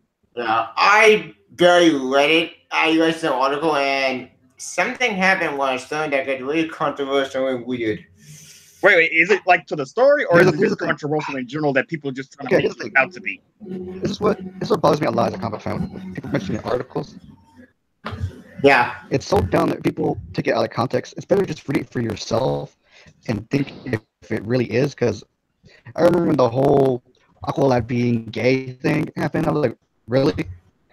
He didn't make that many appearances in the old comics before. To be fair, it was the other Aqualad. It wasn't the Aqualad from They're Titans. they're talking about the Jackson High version, but they decided to make He it look did like appear. He did appear in 1 or 2 Young Justice books. Before. Yeah, he only appeared at the in Young Brightest Justice Day. TV show. He showed up in Brightest Day before a reboot. Yeah, that's For it. the It's like, too. And then I think he was supposed to show up in Teen Titans, but then I read something that he was. There's a DC changed their mind, and then no one did anything with him for years until he showed up in Ben Percy's Teen Titans run, which some stuff with him. I mean, you had that 2-part Rights of Arsenal story, and heck, he even had the character by Black Manta of all people. People are happy the fact they kept it that Black Manta is the guy's father. Yep. yeah. Aside from that, like, Sorry. the last thing they did anything with him was that the original Acolyte was going to talk to him about something during Lazarus' contract, but as far as I know, there's been nothing since Lazarus' contract ended that they done anything with that little plot thread. Of course, Actually, what are they doing with Teen Titans? I guess they're going to shake up the roster now. It's about time they shake. At the end of Super Sentai tomorrow, actually, the reason why is because actually, Len, have you read Super Sentai tomorrow? Yeah, I read it. Yeah. No, it involves Donna Troy. It also involved Donna Troy as well. That's why Titans. And I think that's the perfect time for them to start bringing in some more new blood for the Titans. They could actually bring in people like, Bernard. Give her a character. Maybe Argent. Brings people like them back in. I think that maybe Dan Abnett might be bringing other characters from the classic run. I mean, I'm going to talk about the Marvel from George Perez. I'm talking about the 60s, 70s run. Yeah, with Arsenal's still on the team, that. Don Troy, Nightwing. Actually, it's the founding 5, which is Dick Grayson, Donna Troy, Wally West. Yep. Left. Along with Bumblebee. They also have her husband, Mal Duncan, who doesn't have identity in this continuity at all. And that's it. That's all they got in the team. Of course, I think originally the team was going to be 10 people, but now I think it's been shrunk down to I think because Hawk and Dove was 6. there in Titans Hunt, but then they just left. And wasn't I think Dan Abnett did Titans Hunt, and yet I don't know. Maybe he forgot that he was going to do anything with these 2 characters. Tech. They even brought in K-Boy. Yeah, they got Grenard. Actually, Grenard showed up. Jerry, can you give me the link of the... Huh? Jerry, can you give me the new editor for tomorrow? Oh, yeah. I'll give it to you. The Twitter account, because I need to do a thing, Red Book said Grenard showed up, but I think they're trying to... I think this whole bringing in some new blood. I think that's gonna happen. I think that's gonna happen because the way I think the last story ended. I'm like, what? I just hope they get a good writer for Justice League. Honestly, I think they all completely awesome. Book, it's Christopher Priest, who is an awesome writer. They did. Okay. Then I'm checking that. Yeah. Christopher Priest. How about Christopher Priest? This is not the only book he's ever done. He's done Black Panther. He's done just like Task Force, the Ray, the second volume of Ray. He did Triumph. Yeah. He did Just Like America. He did a bunch of titles. If you see his Wikipedia page, you're like, wow, so many good titles he did. And I've read a lot of these titles, and they're all really damn good. Yeah, heck, he even did the original Quantum Wave series. Yeah, and here's kind of the odd thing. The reason why, now he said in the article, he was asked, why Deathstroke? And because he's not black. Because almost every character he's written has generally been black over the years. Oh, yeah, because if you would have change it up, would have made him a black character. I support that logic. Here's another thing. Here's the one thing I like about his Deathstroke run. I like the fact that he literally has it where Damian's fucking just trolling the hell out of him. That was fucking dope. That was funny. Back in the old 52, his daughter was doing everything in her power to impress Slade. And this one, she just want her and Jericho, they just want him out of their lives. So they're going to the point where they're literally fucking with him. Yep. And I don't really know why Christopher Priest did this but on it, pretty much like very early on, Adeline King was alive and well, despite the fact that the last writer the writer who did the first volume for Deathstroke, the last from 2011 to 2013, had it where the last issue was Adeline King. Yeah, wasn't Justin Jordan do that? I got Rob Liefeld for that book has been undone. Like Lobo, for example, he basically had him as a slaver. Yeah, that was stupid. Like Lobo looks so bizarre. That was not stupid. It wasn't like the pretty Lobo that everybody hated. He was not bulky at all, like he's known for having. He didn't have his signature chain. Well, let me try to defend on the new Lobo. It wasn't really like Lobo. It was like, even though like the Lobo that we all know came back in the end, it's like we knew they were trying to do something new with the character. And I feel like they're trying to do Snowball when he's older. Yeah, exactly. That was the whole thing with the New 52, to make him look young and sleek and show he's badass. Yeah, kind of like the Playboy basically. No, well, she didn't know that. That's not the Lobo. I was referring to the Rob Liefeld Lobo, not the Lobo. Yeah, that's the one I was referring to. No. He also brought in Mr. Majestic and the other people from the Wildstorm, and they didn't do nothing. Yeah, all Washington Curtis. Yeah. But you know, all I want is just like they do a good job on him later on. Maybe they'll get his solo book. Like, give me DC, give me a fucking Lobo book. Actually, fun fact, he's actually in Justice League in America. Yeah, I know, but I'm like Justice League in America. Yep, he's kicking ass. That's cool, but I mean, like, has anyone read? Like, I'm just wondering, has anyone read the new Supergirl book?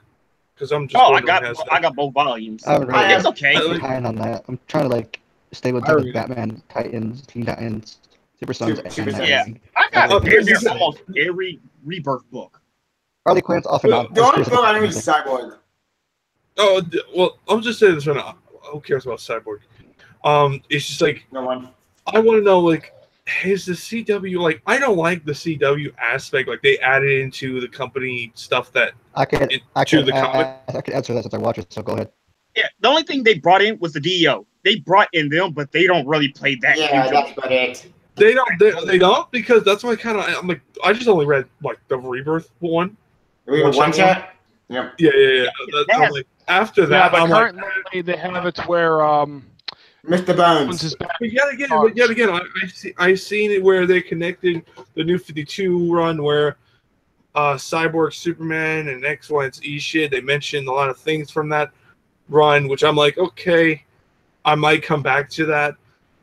But I was just like, I'm very curious. Like, is it like full blown CW? Because it only has to look at CW, and that's it. That's the That's what they did with Harley Quinn. Yeah, that's true. Suicide Squad in her solo comic. It's just like the movie. It's just for promotion. It's just to bring readers in. That's it. Yeah, I knew that, but it's like I knew that, but it's like she's working on. Like, I saw her like working on a company, and I'm like, oh, good God, don't. She's a reporter.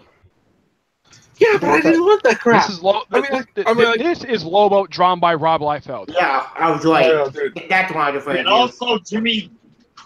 Jimmy, he's not Black or the Guardian. Oh, but just greater.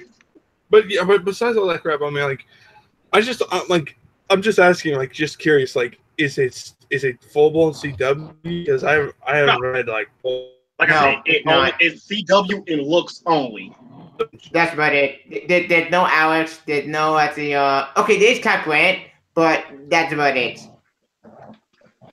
And there's no more Manhunter. Think about Cap Grant. Okay. Since his volume has started, after the first arc, she doesn't even play a big role in the book at all. I mean, I think last I saw was about 2 or 3 issues back. Speaking of Supergirl, I didn't realize that with Mr. Burns. What's his end game? I'm so confused. I have no idea what his end game is.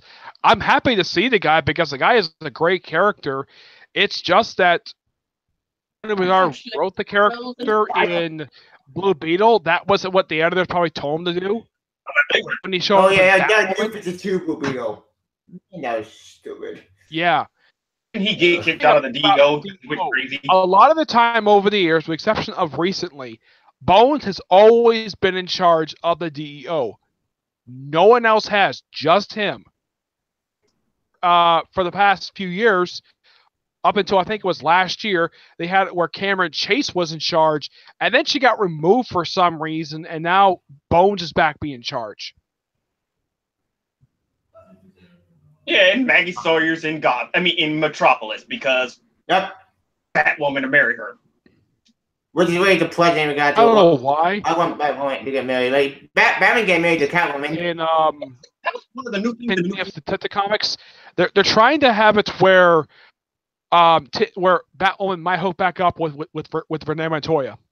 Well, she disappeared after Brian Butch. I can't never pronounce his last name. Him and Francis Menopause, they brought her back in, and then she left. Once that whole DCU was over. She did show up during the you know that first arc that came after the Monster Men storyline, the Victim Syndicate. Yep. Yeah, she was brought up, but she didn't do nothing. She was just there. Yeah, she was there for that one. She was there for the start of that storyline, and then she disappeared. And I don't know. This is something really weird about the Bat books and the GCPD. Jim Gordon keep showing up in the comic books, but what about the other people who shows the GCPD, like Harvey Bullock?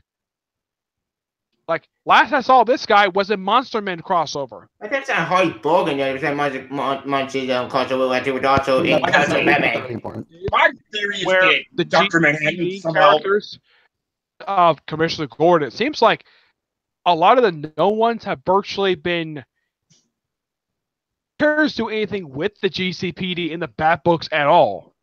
Except Detective. Well, Gordon's kind of there in Birds of Prey. Oh. Wait, do you read Birds of Prey? I don't read that book. It's garbage. Yeah, because they had to protect him from the because Oracle was still being a nuisance. I can't stand the art on there. Something with the Batgirl comic. Oh, Batgirl on the Birds of Prey? Actually, I'm still debating if Batgirl even worth reading. I'll just say this right now. I mean, you know, I like the book. Like I saw some bits of it. I like what I saw, but it's like, I'll just go a little bit like other books that like I know Rin doesn't like, but it's like or doesn't like the artwork, and that is the Arrow book, the Green Arrow book. Otto Smith. I know it has good things in it. Yeah. The art gives me an eyesore. I have to be like. Yeah, really I know. Like the artwork, the way I see it, like the artwork is like, it gets that anime-ish or cartoonish-ish. Yeah. For Green Arrow. Yeah, Green Arrow. Yeah. I'm like, okay, I get what this whole book is going for, and I like the book. I really like. Ever since I read that, I'm like, I really wish this is what the TV show should have been. If you ask me,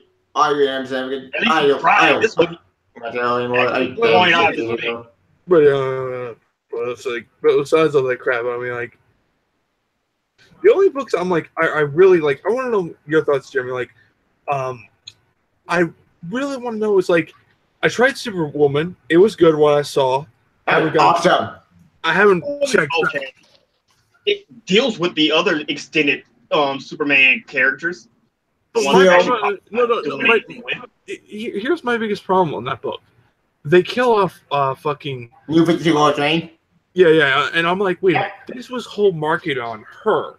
Now we're just flip flopping it where it's all Lois. It just yeah, I'm like, it bothered the hell out of me. And I'm like, why we wasted a character that we really just kill off in one issue? The problem with Superman Reborn is we have to reboot. We had to get rid of what people didn't like about New 52 Superman. So Flare gone. Doomsday Virus gone. Well, yet again, I kind of feel. Wait, what? The one origin of Superman that's been erased. Fuck you. Yeah, that whole thing with Superman, Wonder Woman books kind of seem now that I bought the trades, it kind of seems pointless to me. Yep, it's gone. Wait, like I'm like, wait. Dude, no fucking shit's going. Like, well, I mean, like, you kill off the two fucking characters. Like, that whole crap. It's like, my problem is, like, that whole New 52... Like, I'm still pissed off at that fucking bullshit what they did with New 52 Superman. It's like... Just like... Is that fused together? That was stupid. Yeah, it's stupid. That was It's stupid. It's Oh, I still know that was like... That was more like an insulting whoever liked the fucking character. People that hated the 52, they started liking that Superman. They started going on to him. And then Jim Johns. Yeah, exactly. and the people telling me, oh, I told him, I'm like him. Well, you're the same idiot that started bashing DC. It's like, oh, you appreciate Superman. You're not the Boy Scout anymore. Nobody wants to read another 75 goddamn years of a Boy Scout. But Well, I also like the the other 52. thing It's that's like, like, oh, finally, a savage Superman. Not this, oh, I can't do this. not just that. It's like I like the fact that he was literally like, he was more like the dude where he knew what's right and what is wrong, but it's also like hooking up with this fucking badass. Not short temper. He knew what he had to do. He was just young and inexperienced. Yeah, exactly. It was like, he was a Superman that was being like, that's the word. Like, he was a Superman. Him mature into the Superman we all knew from we all love. Call it Earth 1 Superman. What do you think? To an extent. Yes, to an extent. If you read Superman Earth 1, like that. Yeah. The hero you like. Yeah. And that's what I like about it, but there's a lot of things I also see they did wrong with Superman, which he was really short-tempered and he was kind of dickish sometimes. And the whole thing with him and Wonder Woman where they both kept pissing each other off when they saw they were dating other people, yeah, that kind of got old. That they go, oh. That was actually interesting. Also, Doomsday violation, remember? What took Superman to Doomsday? Why? We needed that Doomsday. We needed Doomsday in order to introduce Convergence, which in turn also introduced John. Which we got Dan Jurgens, Lois, and Clark. Yep, I love that series. That series was amazing. I actually own that trade. Fucking sound service to me. Jason Moss was final days of Superman, which led up to him doing Superman.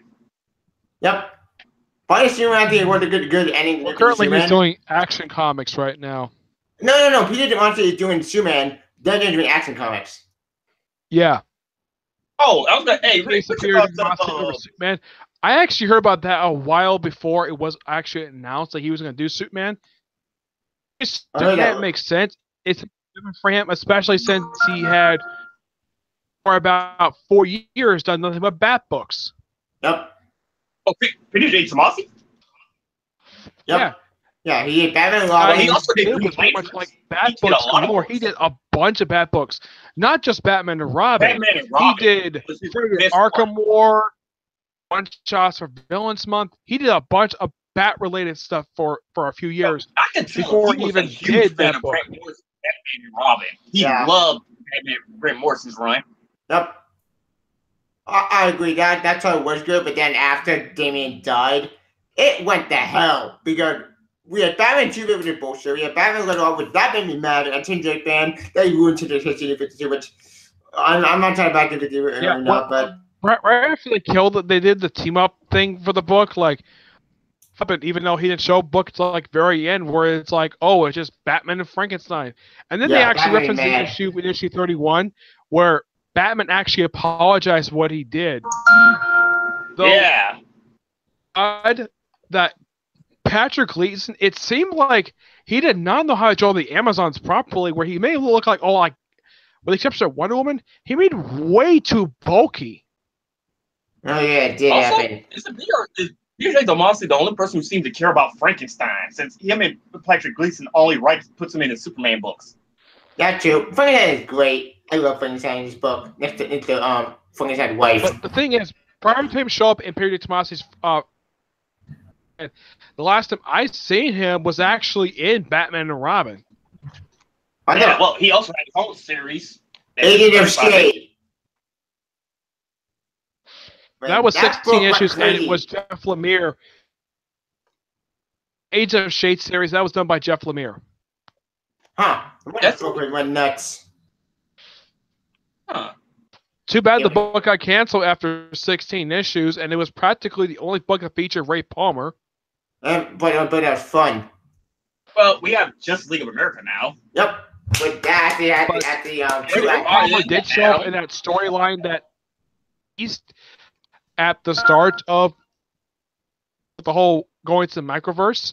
Yeah, and Yeah, it showed up because he John had gave us the team the scenes fight for it. Prometheus of all people, which even I think is a little bizarre. They even fought the guy, and I think now I'm trying to think who did they fight. I think it was Queen of Fables. I think it's Queen Bee they actually fought.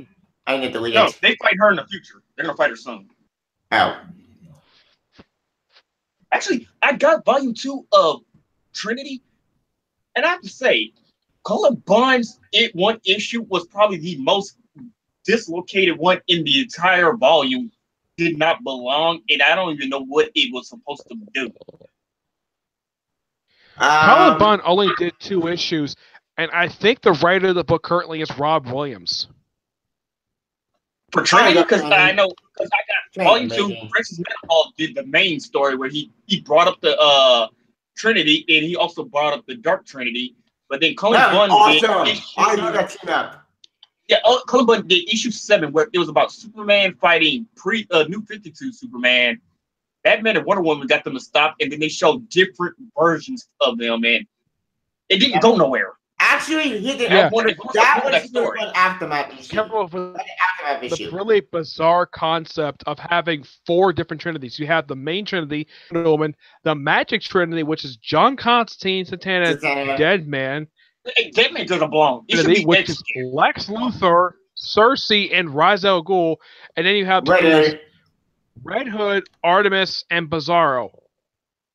And well, we need a space trinity then. We need a space trinity. We need much matter. We need not Rubio. What not Rubio? I think that we want to do that and go to well. Hello. Actually, when how would you make a space trinity? Space Trinity? Yeah. How would you make that? What care would you choose? I have no idea. Because we already have too much space stuff as it is in comics. That's It true. wouldn't work out. No, not for DC. Marvel, DC's if pretty- anybody. Marvel lost Yeah, space but I stuff. think it's not that good when it comes to sci-fi. Yeah, that's true. Marvel keeps going with sci-fi. Yeah, when it comes to trinities at Marvel, there's only Captain America, Iron Man, and Thor. I thought it was And hopefully you want to count them, but that's kind of iffy. yeah, Hogan more acting more punt foot as president never. Speak up, Trinity man. is Iron Man, Wolverine, and Spider-Man because they're the ones who sell. Except Logan's still. Oh wait, Logan's not dead anymore. He's alive. Speaking of Laura, I read all new Wolverine and all new Wolverine is amazing. Especially when usually Gabby like kicks him out. Oh, Laura got new armor. It was amazing. Actually, I got the weirdest thing in Amazon. Apparently, I have a whole bunch of bonus points. Apparently, I got a whole bunch of Marvel Legacy books. Like, I got the first volume. I'm gonna get. Apparently, I can get the first volume of America Chavez, which Oh dear I got God! on fire. I might put that in my market. horrible. They also gave me the first volume of Amadeus Cho's Hulk. Is that any good? I read that first dog. It's so boring. Wait. The only one I like is Double. Are they offering you Benex? That's fun. I got my book. Wait, would you say Nick? Is Amazon offering you the first volume of Weapon X? I don't know. I gotta check it. I know I can get the first volume of Totally Awesome Hulk, Moon Girl and Devil Dinosaur, and I gotta go check with the other things because I buy a whole bunch of trades off of Amazon. Speaking of I think we can agree when it comes to Weapon X. Up until they did a crossover with Totally Awesome Hulk, the book was going nowhere. Yeah, Department H. I saw they did something about Department H for some reason. I think I'm making a series about him. Why? Yeah, Weapon H is a spin-off of, and Greg Pak is doing that book as well. That book never came out. That book is still not coming out. Wait, is it coming out? I don't know anymore. I don't know. One thing I'm so happy for the book. When the book first started last year, you had Greg Land. Shit. as the artist of the book. Yep. And now the Tracer is off the book. Thank you, God, for that. Got an Incredible Hulk for some stupid reason. Crap. Why the If government I were so Marvel, draw? I would not have put him on the book. Okay, if Bagley was busy, McGinnis. He's done the book before. Speaking of it, Get back to the book. That was my Grant. Did you read Venom Inc? Venom Inc. Omega? I haven't read it yet. No. On my list. No, I won't get spoiled. I'll just say, if you're a fan of Weak Price, well, you're going to be disappointed. That's all I'm saying. Ugh. This is why I hate fans. This is why I hate fans of them. Don't Flash is not good enough. Bring back Eddie. Alright, let's bring him back. Oh, bring back Lee Price again. Why'd you guys do this? Oh my god. Yeah. Wait, I thought people didn't like Reed Price. Yeah, that's what I thought. I liked him, and I've admitted there are people that liked him. It's just all people who are fanboys of Eddie. Even he has some screwed up morals. Spoiler, but Flash Thompson appears at all. He says to him in the book, and even though it's kind of a spoiler, but it's not really a big one, he says to Lee Pierce, "Lee, you're a disgrace to the uniform." Yep. Actually, yes, I was gonna say Lee has I saw a comic story, did a video on him. He has some of the most warped morals I ever seen for a person. His morals don't make any sense. He's a complete psychopath. Call it carnage. That's not PTSD. I don't know what was wrong with him. He killed his own friend off. I was hoping that somebody would kill him. Well, I'm not going to. He does not die. Nope. People are hoping either Eddie Brock or even Flash might kill him, but there's his day in court. What? Why? What the point? Just shoot him in the head. Wait, don't all the men have guns now? Like 90s? Like guns? I really wish Eddie Brock stayed ancient. I don't know if anybody has actually bothered to remember this. And I think everybody at Marvel, as part of Flash Thompson, is in a relationship with Valkyrie. But what? Black Cat? Not Black Cat. Flash Thompson, during Rick Remender's Secret Avengers run, he had him hook up with Valkyrie.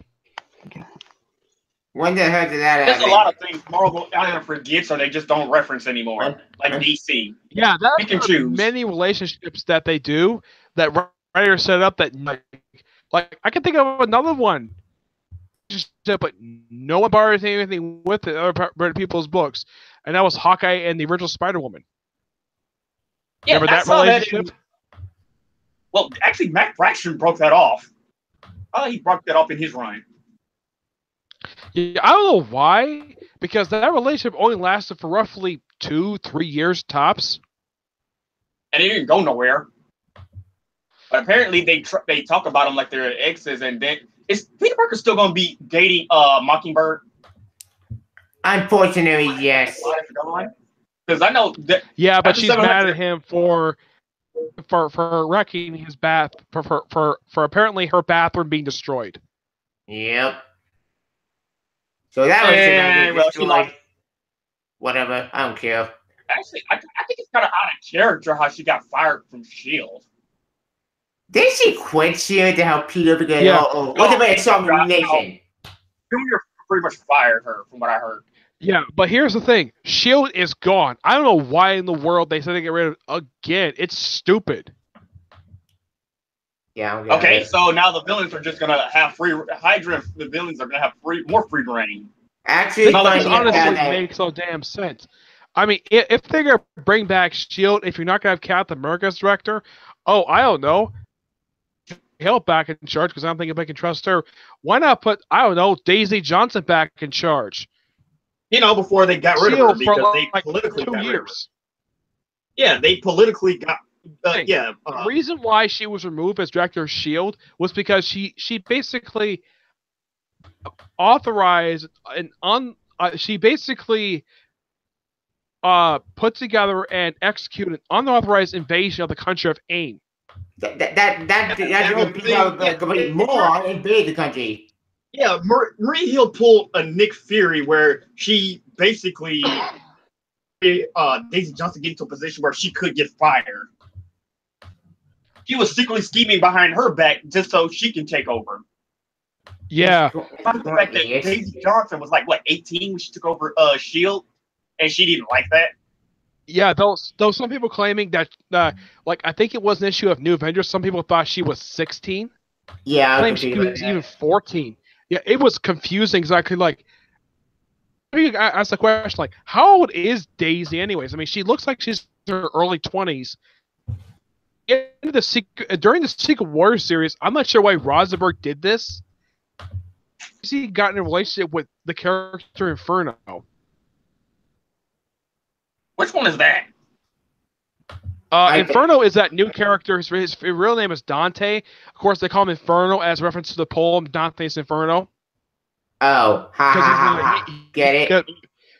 Wait, is he black? Kind of like the Human Torch, where he has flame powers. Yep. And it was Morgan who gave him the code name. Yep. Wait, does she know that Robbie beat her for that? And threw him in jail? Robbie, you mean Robbie Reyes? No, Daisy Johnson in the comics has never met Robbie Reyes at all. As a matter of fact, she's never met any of the Ghost Riders. None of them. Where is Robbie Reyes? We haven't seen him ever since Marvel Legacy happened. Oh, who cares? No one cares. Or Star Brand. Or anybody. Well, he did. Yeah. Here's the thing about his last comic. I didn't think it was terrible. I just think it was kind of weird for him to fight aliens. In a team of series that made no sense. All the characters all but the last series we got with then phone Robbie Reyes. Look at all the characters. Why Silk there? Why's Laura there? I love Laura. Well, Silk is gone. She got canceled. First series. Some people didn't care the fact it even existed. Until the last couple of issues, had terrible artwork. Yeah, it was awful. By Damian Scott, who was the one. He was the co-creator of Cassandra Cain, like a Batgirl, and it was okay, pretty decent. But his artwork for Ghost Rider. Ghost Rider. He was the artist for All New Ghost Rider. Oh. I miss Robbie Ghost Rider. It was really cool, but they missed it. Have you ever checked out Ethan Van Sciver's YouTube channel yet? Yes, I have. It's actually interesting. No, I'll say did Nick do it? Yeah. Because he's doing a live Q&A today. Wait, what? Yeah, he's doing a live Q&A later today. I have him on my notifications. I spoke with him. He's a nice man. And I said you can go. He damn near live streams either every day or every other day, and you could ask him questions and he'll answer it. He'll tell you about things that go on in Marvel, in DC, what goes on behind closed doors. Sometimes not the big stuff, but he'll talk you through. He'll explain the process or whatever. Can you give me a link to it? Yeah, I'll link it to you. And just subscribe to his channel because he does live Q&As. He talks to people. I've never talked to on Twitter is Peter David. Of course, that was a couple years ago. And the reason why I brought it up is because he always brings people on. Like, the last big person he had on there besides Dan Slott was Mark Waid, was also on there. And he also had some other people. Oh, he had Jason Fabok. Let's see. He had David Finch. He had a lot of people. A lot of people came through, even Scott Snyder. That's why I say you should check out his YouTube channel because he's always bringing guests in. And it's just, it's just fun. And you just listen to the guy, and they're always talking about comics, and we were talking about what's going on in the current stage of comics and how basically C.B. Cebulski is basically, getting rid of this whole political agenda where all these extreme far leftists are finally leaving. Question. That's all I want to know. I don't think a writer like Mark Waid is considered part of them because his books at all. No, Mark Waid, but he knows Mark Waid, and Mark Waid actually showed up. They talked. Yeah, cool. He showed up to a live stream. Like I said, he just because you work for another company doesn't mean you can't socialize with the person. Yeah, that I'm fine with. I Currently, support as that. of right now, does I think he just does like for writing wise, he does Avengers, Mark Waid. Champions, Captain America, and Archie. I know when they Yeah. gentlemen get canceled. Yeah, he does that, and like I said, you should just go check it out. He's very fun. He's always talks to people. It's very nice just to hear the writers' thoughts and what they thought about what was going on during each story arcs. Like I said, like how Peter J. Tomasi and Patrick Gleason wanted to bring in Brainiac, but they couldn't. Wait, what? Like last time I told you guys, but they wanted to bring Brainiac into Superman, but Robert Venditti already had him for the second volume. Yeah, for Green Lantern. That's a cool story. How you doing, Green? Cool. I love that story. That story is awesome. That's a pretty low. They actually, for some reason, I don't know why, actually in his Just Before Crisis, it's over to a robot. Yeah.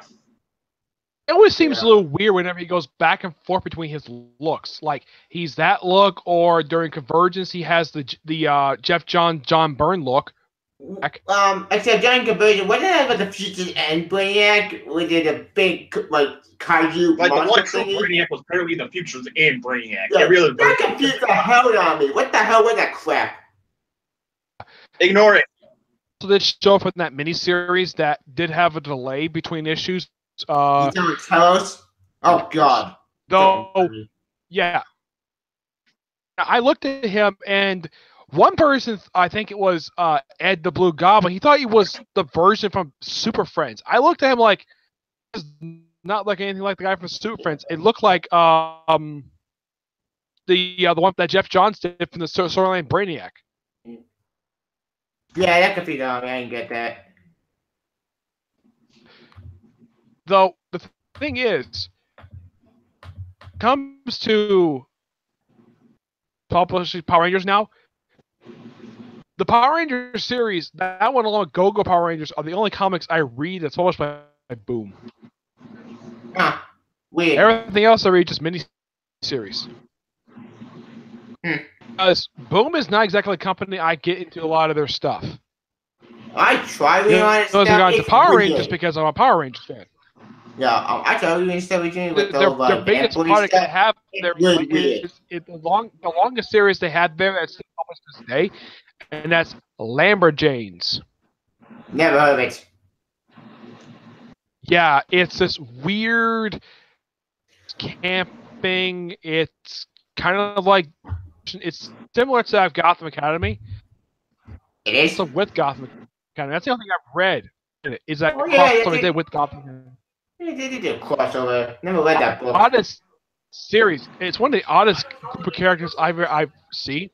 But characters in that series are lesbians. Sure, why not? Not being forced. Marvel. I mean, aside from American Chavez, buddy else who at Marvel is a lesbian. I give up. Besides Iceman? You can't count Mystique as listed because she's bisexual. Whatever. That's fine. I don't care about that. There is one other lesbian at Marvel, and that's the character Bling. In Blink? Bling.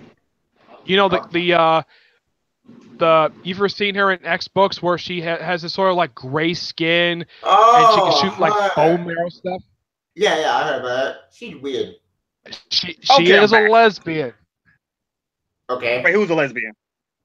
The character Bling from the X-Men comics. She's one of those younger X-Men characters. She's in Generation X. I just didn't know. Oh, I know who she is because she also has her dad's also part of a record label. Yeah, and she's currently in a relationship with the character Mercury. Whatever. Oh, okay. Well, I never knew she Mercury? was gay, but then again, I never actually are into her her sexual orientation. But then again, She is a lesbian. as in by saying she has a crush on Rogue. Whatever. By that, a lot of girls have a lot of people like or have little small crushes on somebody that may technically just make them out to be gay. True about that. And now she's in a relationship. Well, then again, explains a little bit more. But then again, this is Brian Woods run for X-Men when she kissed Jubilee in the lips. Okay, see, that's where the context comes in. Like, I knew that America Chavez was like bi because it was shown during Kieran Gillian's run that she also had a thing for guys, but then Gabby Rivera just made her become a full-blown prejudiced lesbian. Man, Sean wouldn't care. I'm giving him, but you see, no. She appeared in the Awful Bending series. She was a good character until they got a very prejudiced, closed-minded person to write for her. But then again, anybody who's an extreme leftist and did not vote for Trump was welcomed in Marvel. Yeah. Well, what about the writer for Iceman? Are they going to have him leave, or is he going to stay and do another book? Oh, right. For which one? Iceman. The current writer for Iceman, Sonia Grace. He's gone. He's gone. Yeah, bye, Bobby. He's not doing. He's doing nothing for Marvel. Good. I want to follow Marvel. It was terrible. He had big backlash on Twitter, and he was one of the people who also spiked the fans. He's one of the reasons why Tomowski fired a lot of people. Well, he got canceled a lot of books. Questions. There is one writer at Marvel. I don't think they're going to anytime soon, especially since all his books I've read by this guy is really good. Tom Taylor.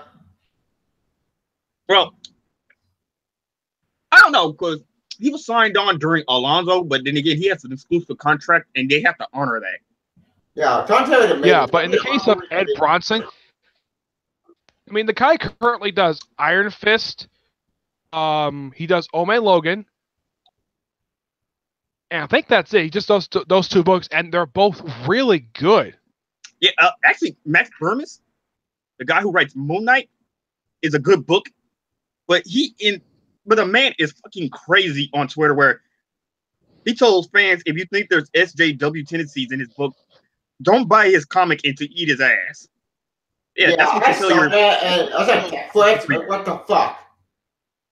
You tell comic book readers, if you don't like his political views, you don't have to read his books, which that is a very poor business model.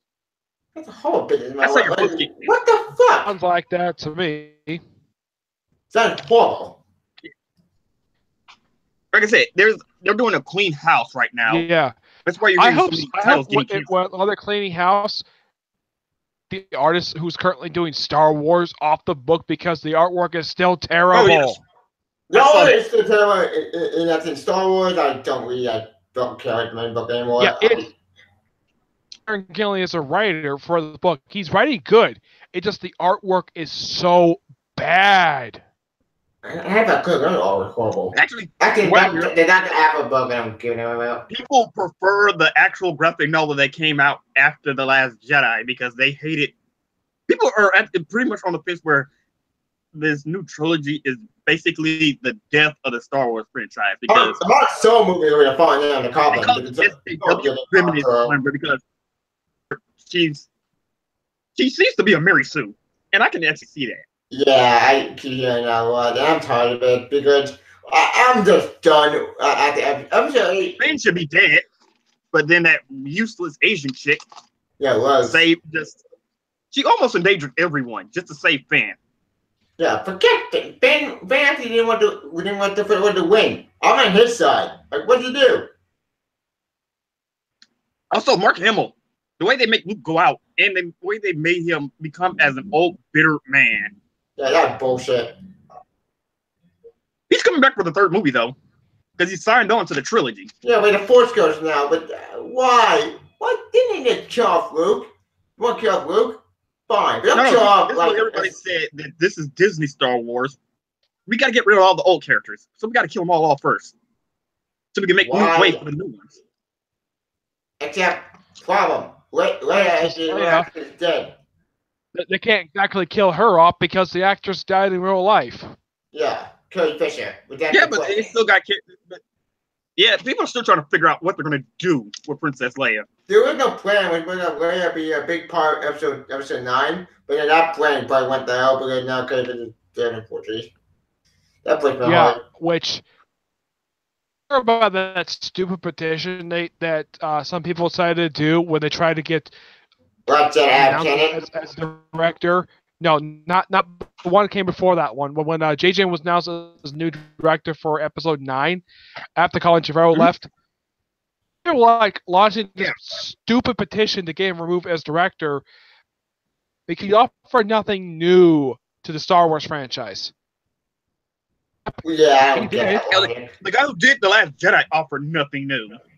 Ron Johnson, Ron Johnson did director, but I think he got screwed up. I don't know. Like, Oh, He wanted to make his in the own case of take. J.J. Episode Abrams, 8 he was introduced his a version. bunch of new stuff that a lot of people like. I mean, we got new characters.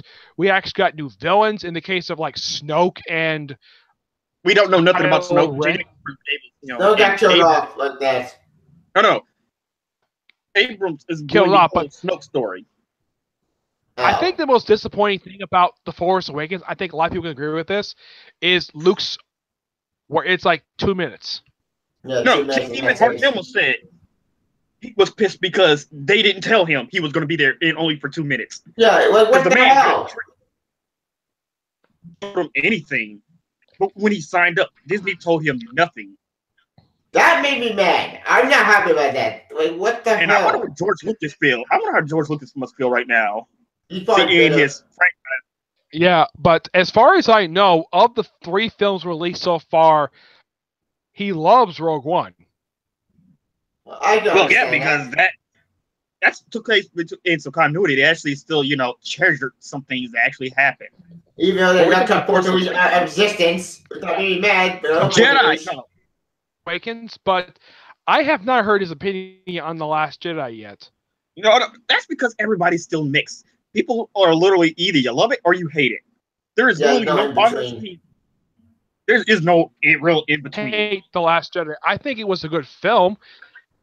Odd, some of the stuff they brought into the film, like that big tree that Luke had to burn down. Yeah, the Force tree. It's more like Yoda burned down. Yeah, It's weird. Shattered Empire.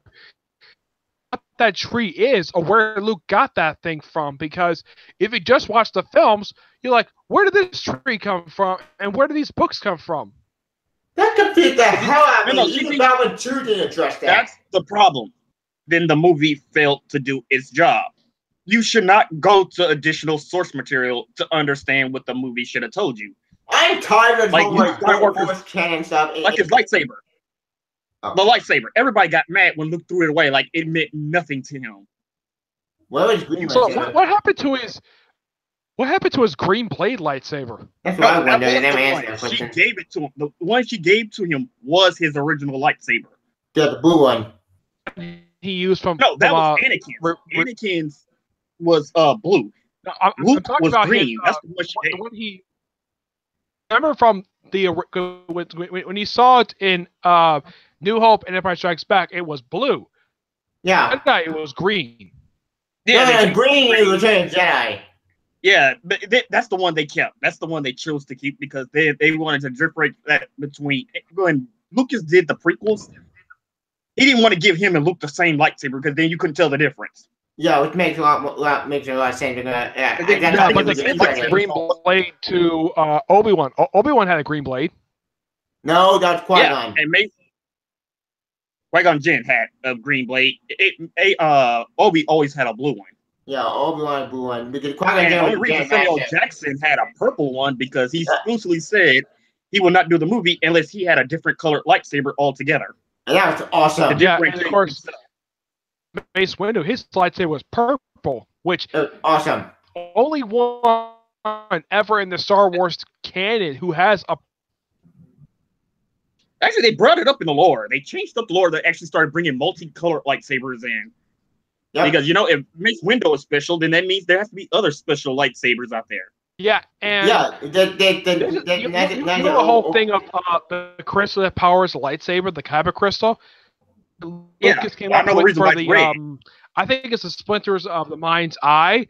and then they kind of made that part of the big part of the canon thanks to Rogue One.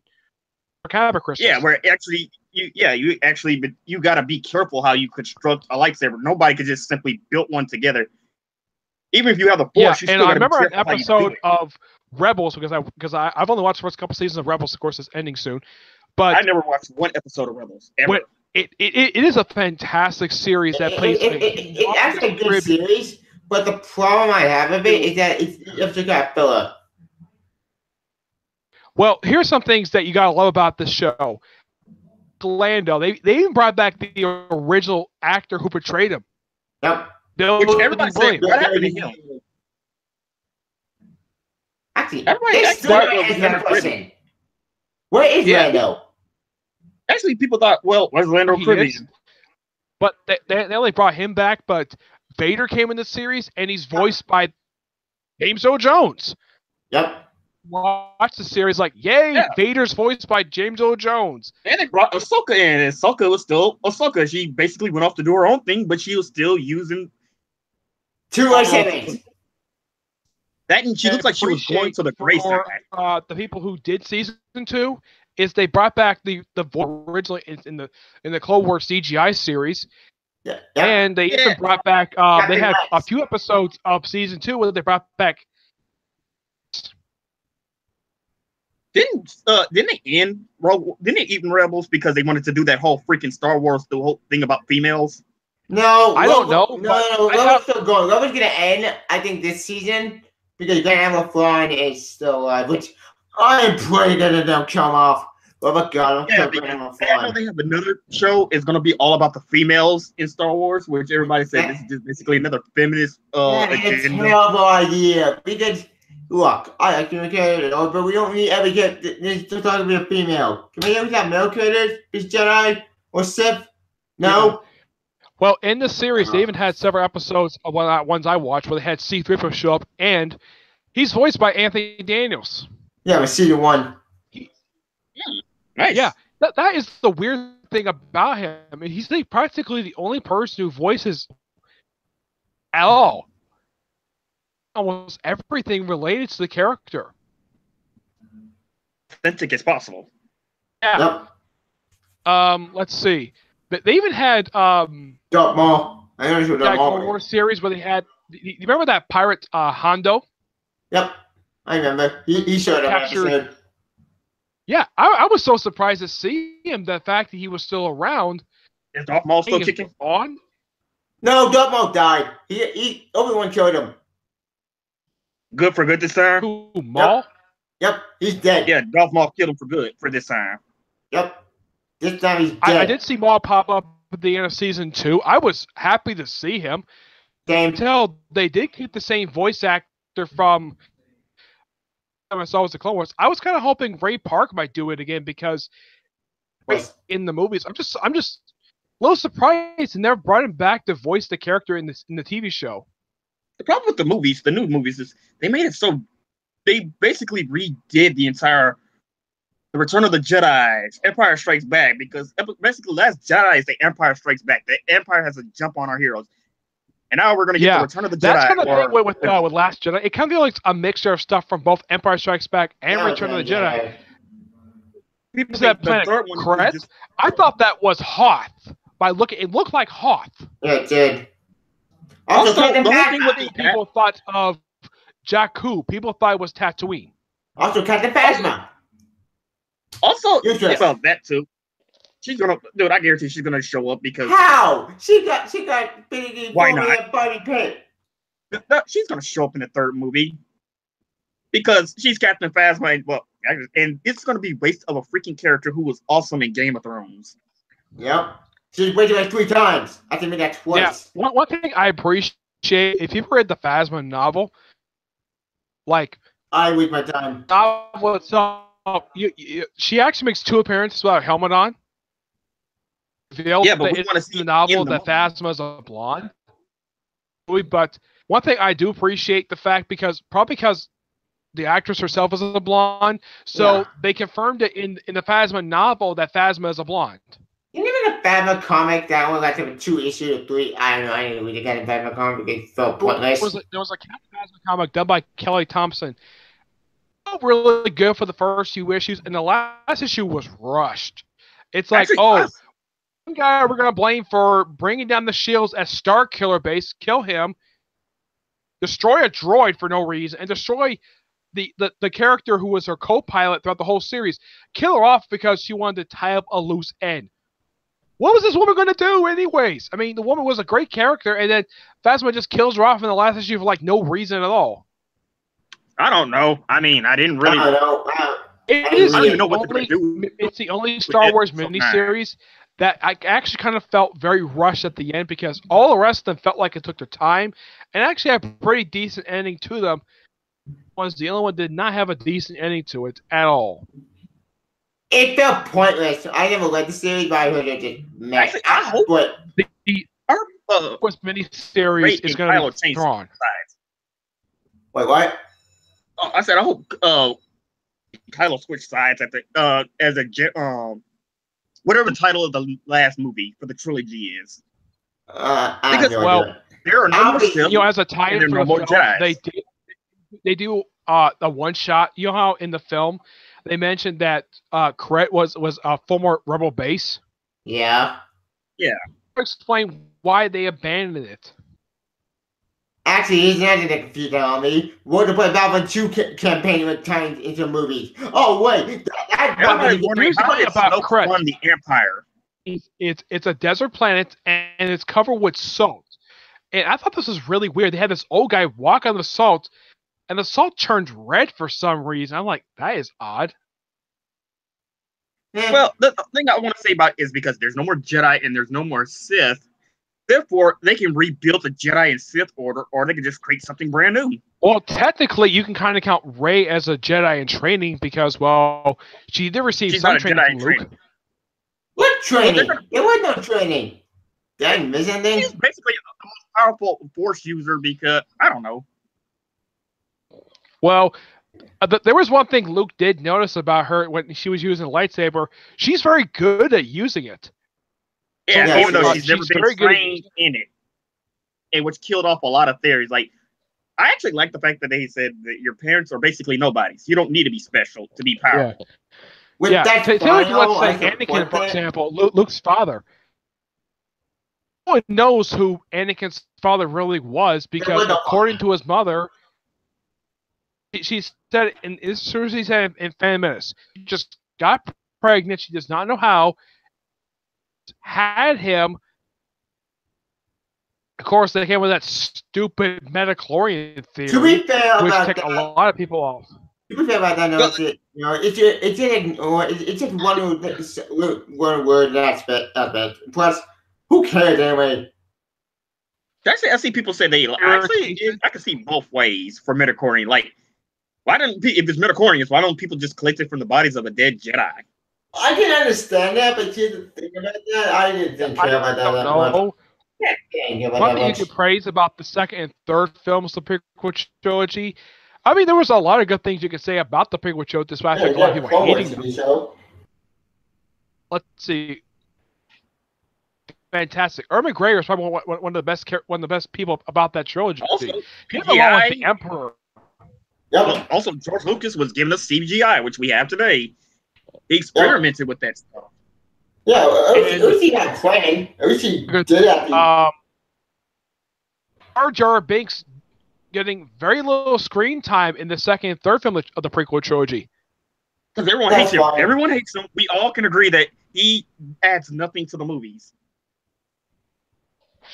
To be fair, I think they made that a little bit after mature episode 2, episode 3, and Center. That was good. Yeah. I just want to see what they're going to do with the third movie. I personally... one thing you got to praise about, a lot of people can agree, John Williams' music for that prequel trilogy was really good. Heck, even his music is still fantastic. I was a little bit surprised that he was signed on to do the guy is like pushing 80, and the guy is still doing music. Yep. Yeah, that's the one thing I can really weird. I found this out from one of the movies he did do music for, is that he doesn't charge a lot of money for, because he's a big name for a lot of these, for one particular film I watched, because some people really were. I'm trying to remember the name of the film. It's an old film, these are 90s, where he did the music for it. Movies he did, but film, and he wanted like just step away, and I'm trying to remember the name of the film. It was a film that was not, it's not like Indiana Jones or Star Wars. There was one particular film he did do. Let's see here, because I remember seeing a documentary. He did the music for one particular film. Like, I was so surprised that he did the film for this film, music for this film. What movie? Right here. I think it came out in the 70s or 80s. I'm not really sure. I'm looking up right now.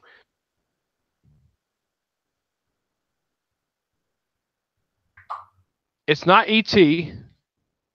It is. Jurassic World? No, it's not Jurassic Park. Blade Runner? Music for Home Alone. I did not know that until I saw a behind the scenes feature of it, and this is probably like the first one that, because people think it's stuff like Superman, Star Wars, Indiana Jones. Oh, because he did the music for the first Home Alone film. Interesting. He doesn't charge big bucks for his work at all. I think he charged decent rate, but I heard the producers were afraid to hire him because they thought he would charge a lot for them at all. Okay, I'm trying to find where is it?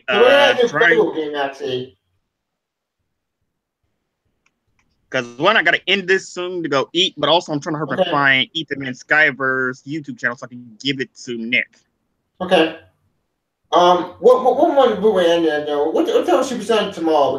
Or in Superman, and that you never tell Batman, Superman, or Superman tomorrow. You guys can do your outros, and I go look for the links. Oh, David, did you read the newest issue of Batman? I didn't get time to read it. I did Superman though. I heard something about it, but yeah, in the issue, Batman, and it's kind of implied that the issue where it ends, it kind of implied that maybe breaking up the engagement of Batman and Catwoman. What? Because the issue ends with Wonder Woman almost about to make out. God damn it! Why? Backlash on Tom King. It'll be unheard. It'll be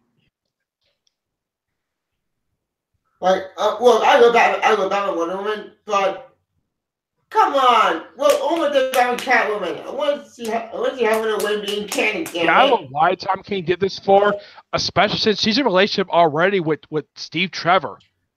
Yeah, please sure don't there's do some more story going on. I am so hungry. Two options: mind control or, and Trinity, or one of the gods. I was very surprised to see this. But do you remember the character Warlord? Yeah. Wait. And his home, like that Warlord. And Trinity, they actually went to Scar Terrace. Yeah, that was fun. Yeah, I was so surprised to see that, especially since see Tara Morgan. Here's you mean before the or weird after they thing just about killed him all here? They killed him all. Yeah, he's still alive. When he showed up in a couple issues of Green Arrow, because Oliver Queen would go around without a mask on for Mike Grohl. People thought he actually was Oliver Queen because Morgan has such a striking resemblance to him. Mike Grohl drew him like that.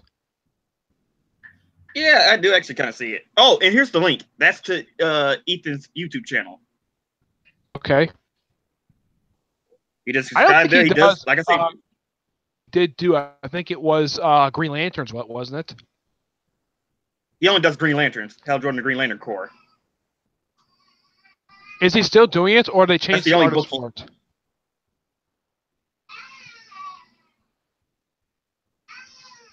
I'm not hearing a baby. I don't know. Weird. I'm thinking that's really weird. Like, I'm hearing a baby crying. I think it's from Germany. Yeah. Anyway, back to Batman. If they break up, oh man, all right. If they break up Catwoman and Batman, I'm gonna be pissed because why? Why did that destroy the relationship? They're doing good. They're doing great. People love the relationship. I don't want them. I don't want them to be unknown. Let them get married first. Oh God, no.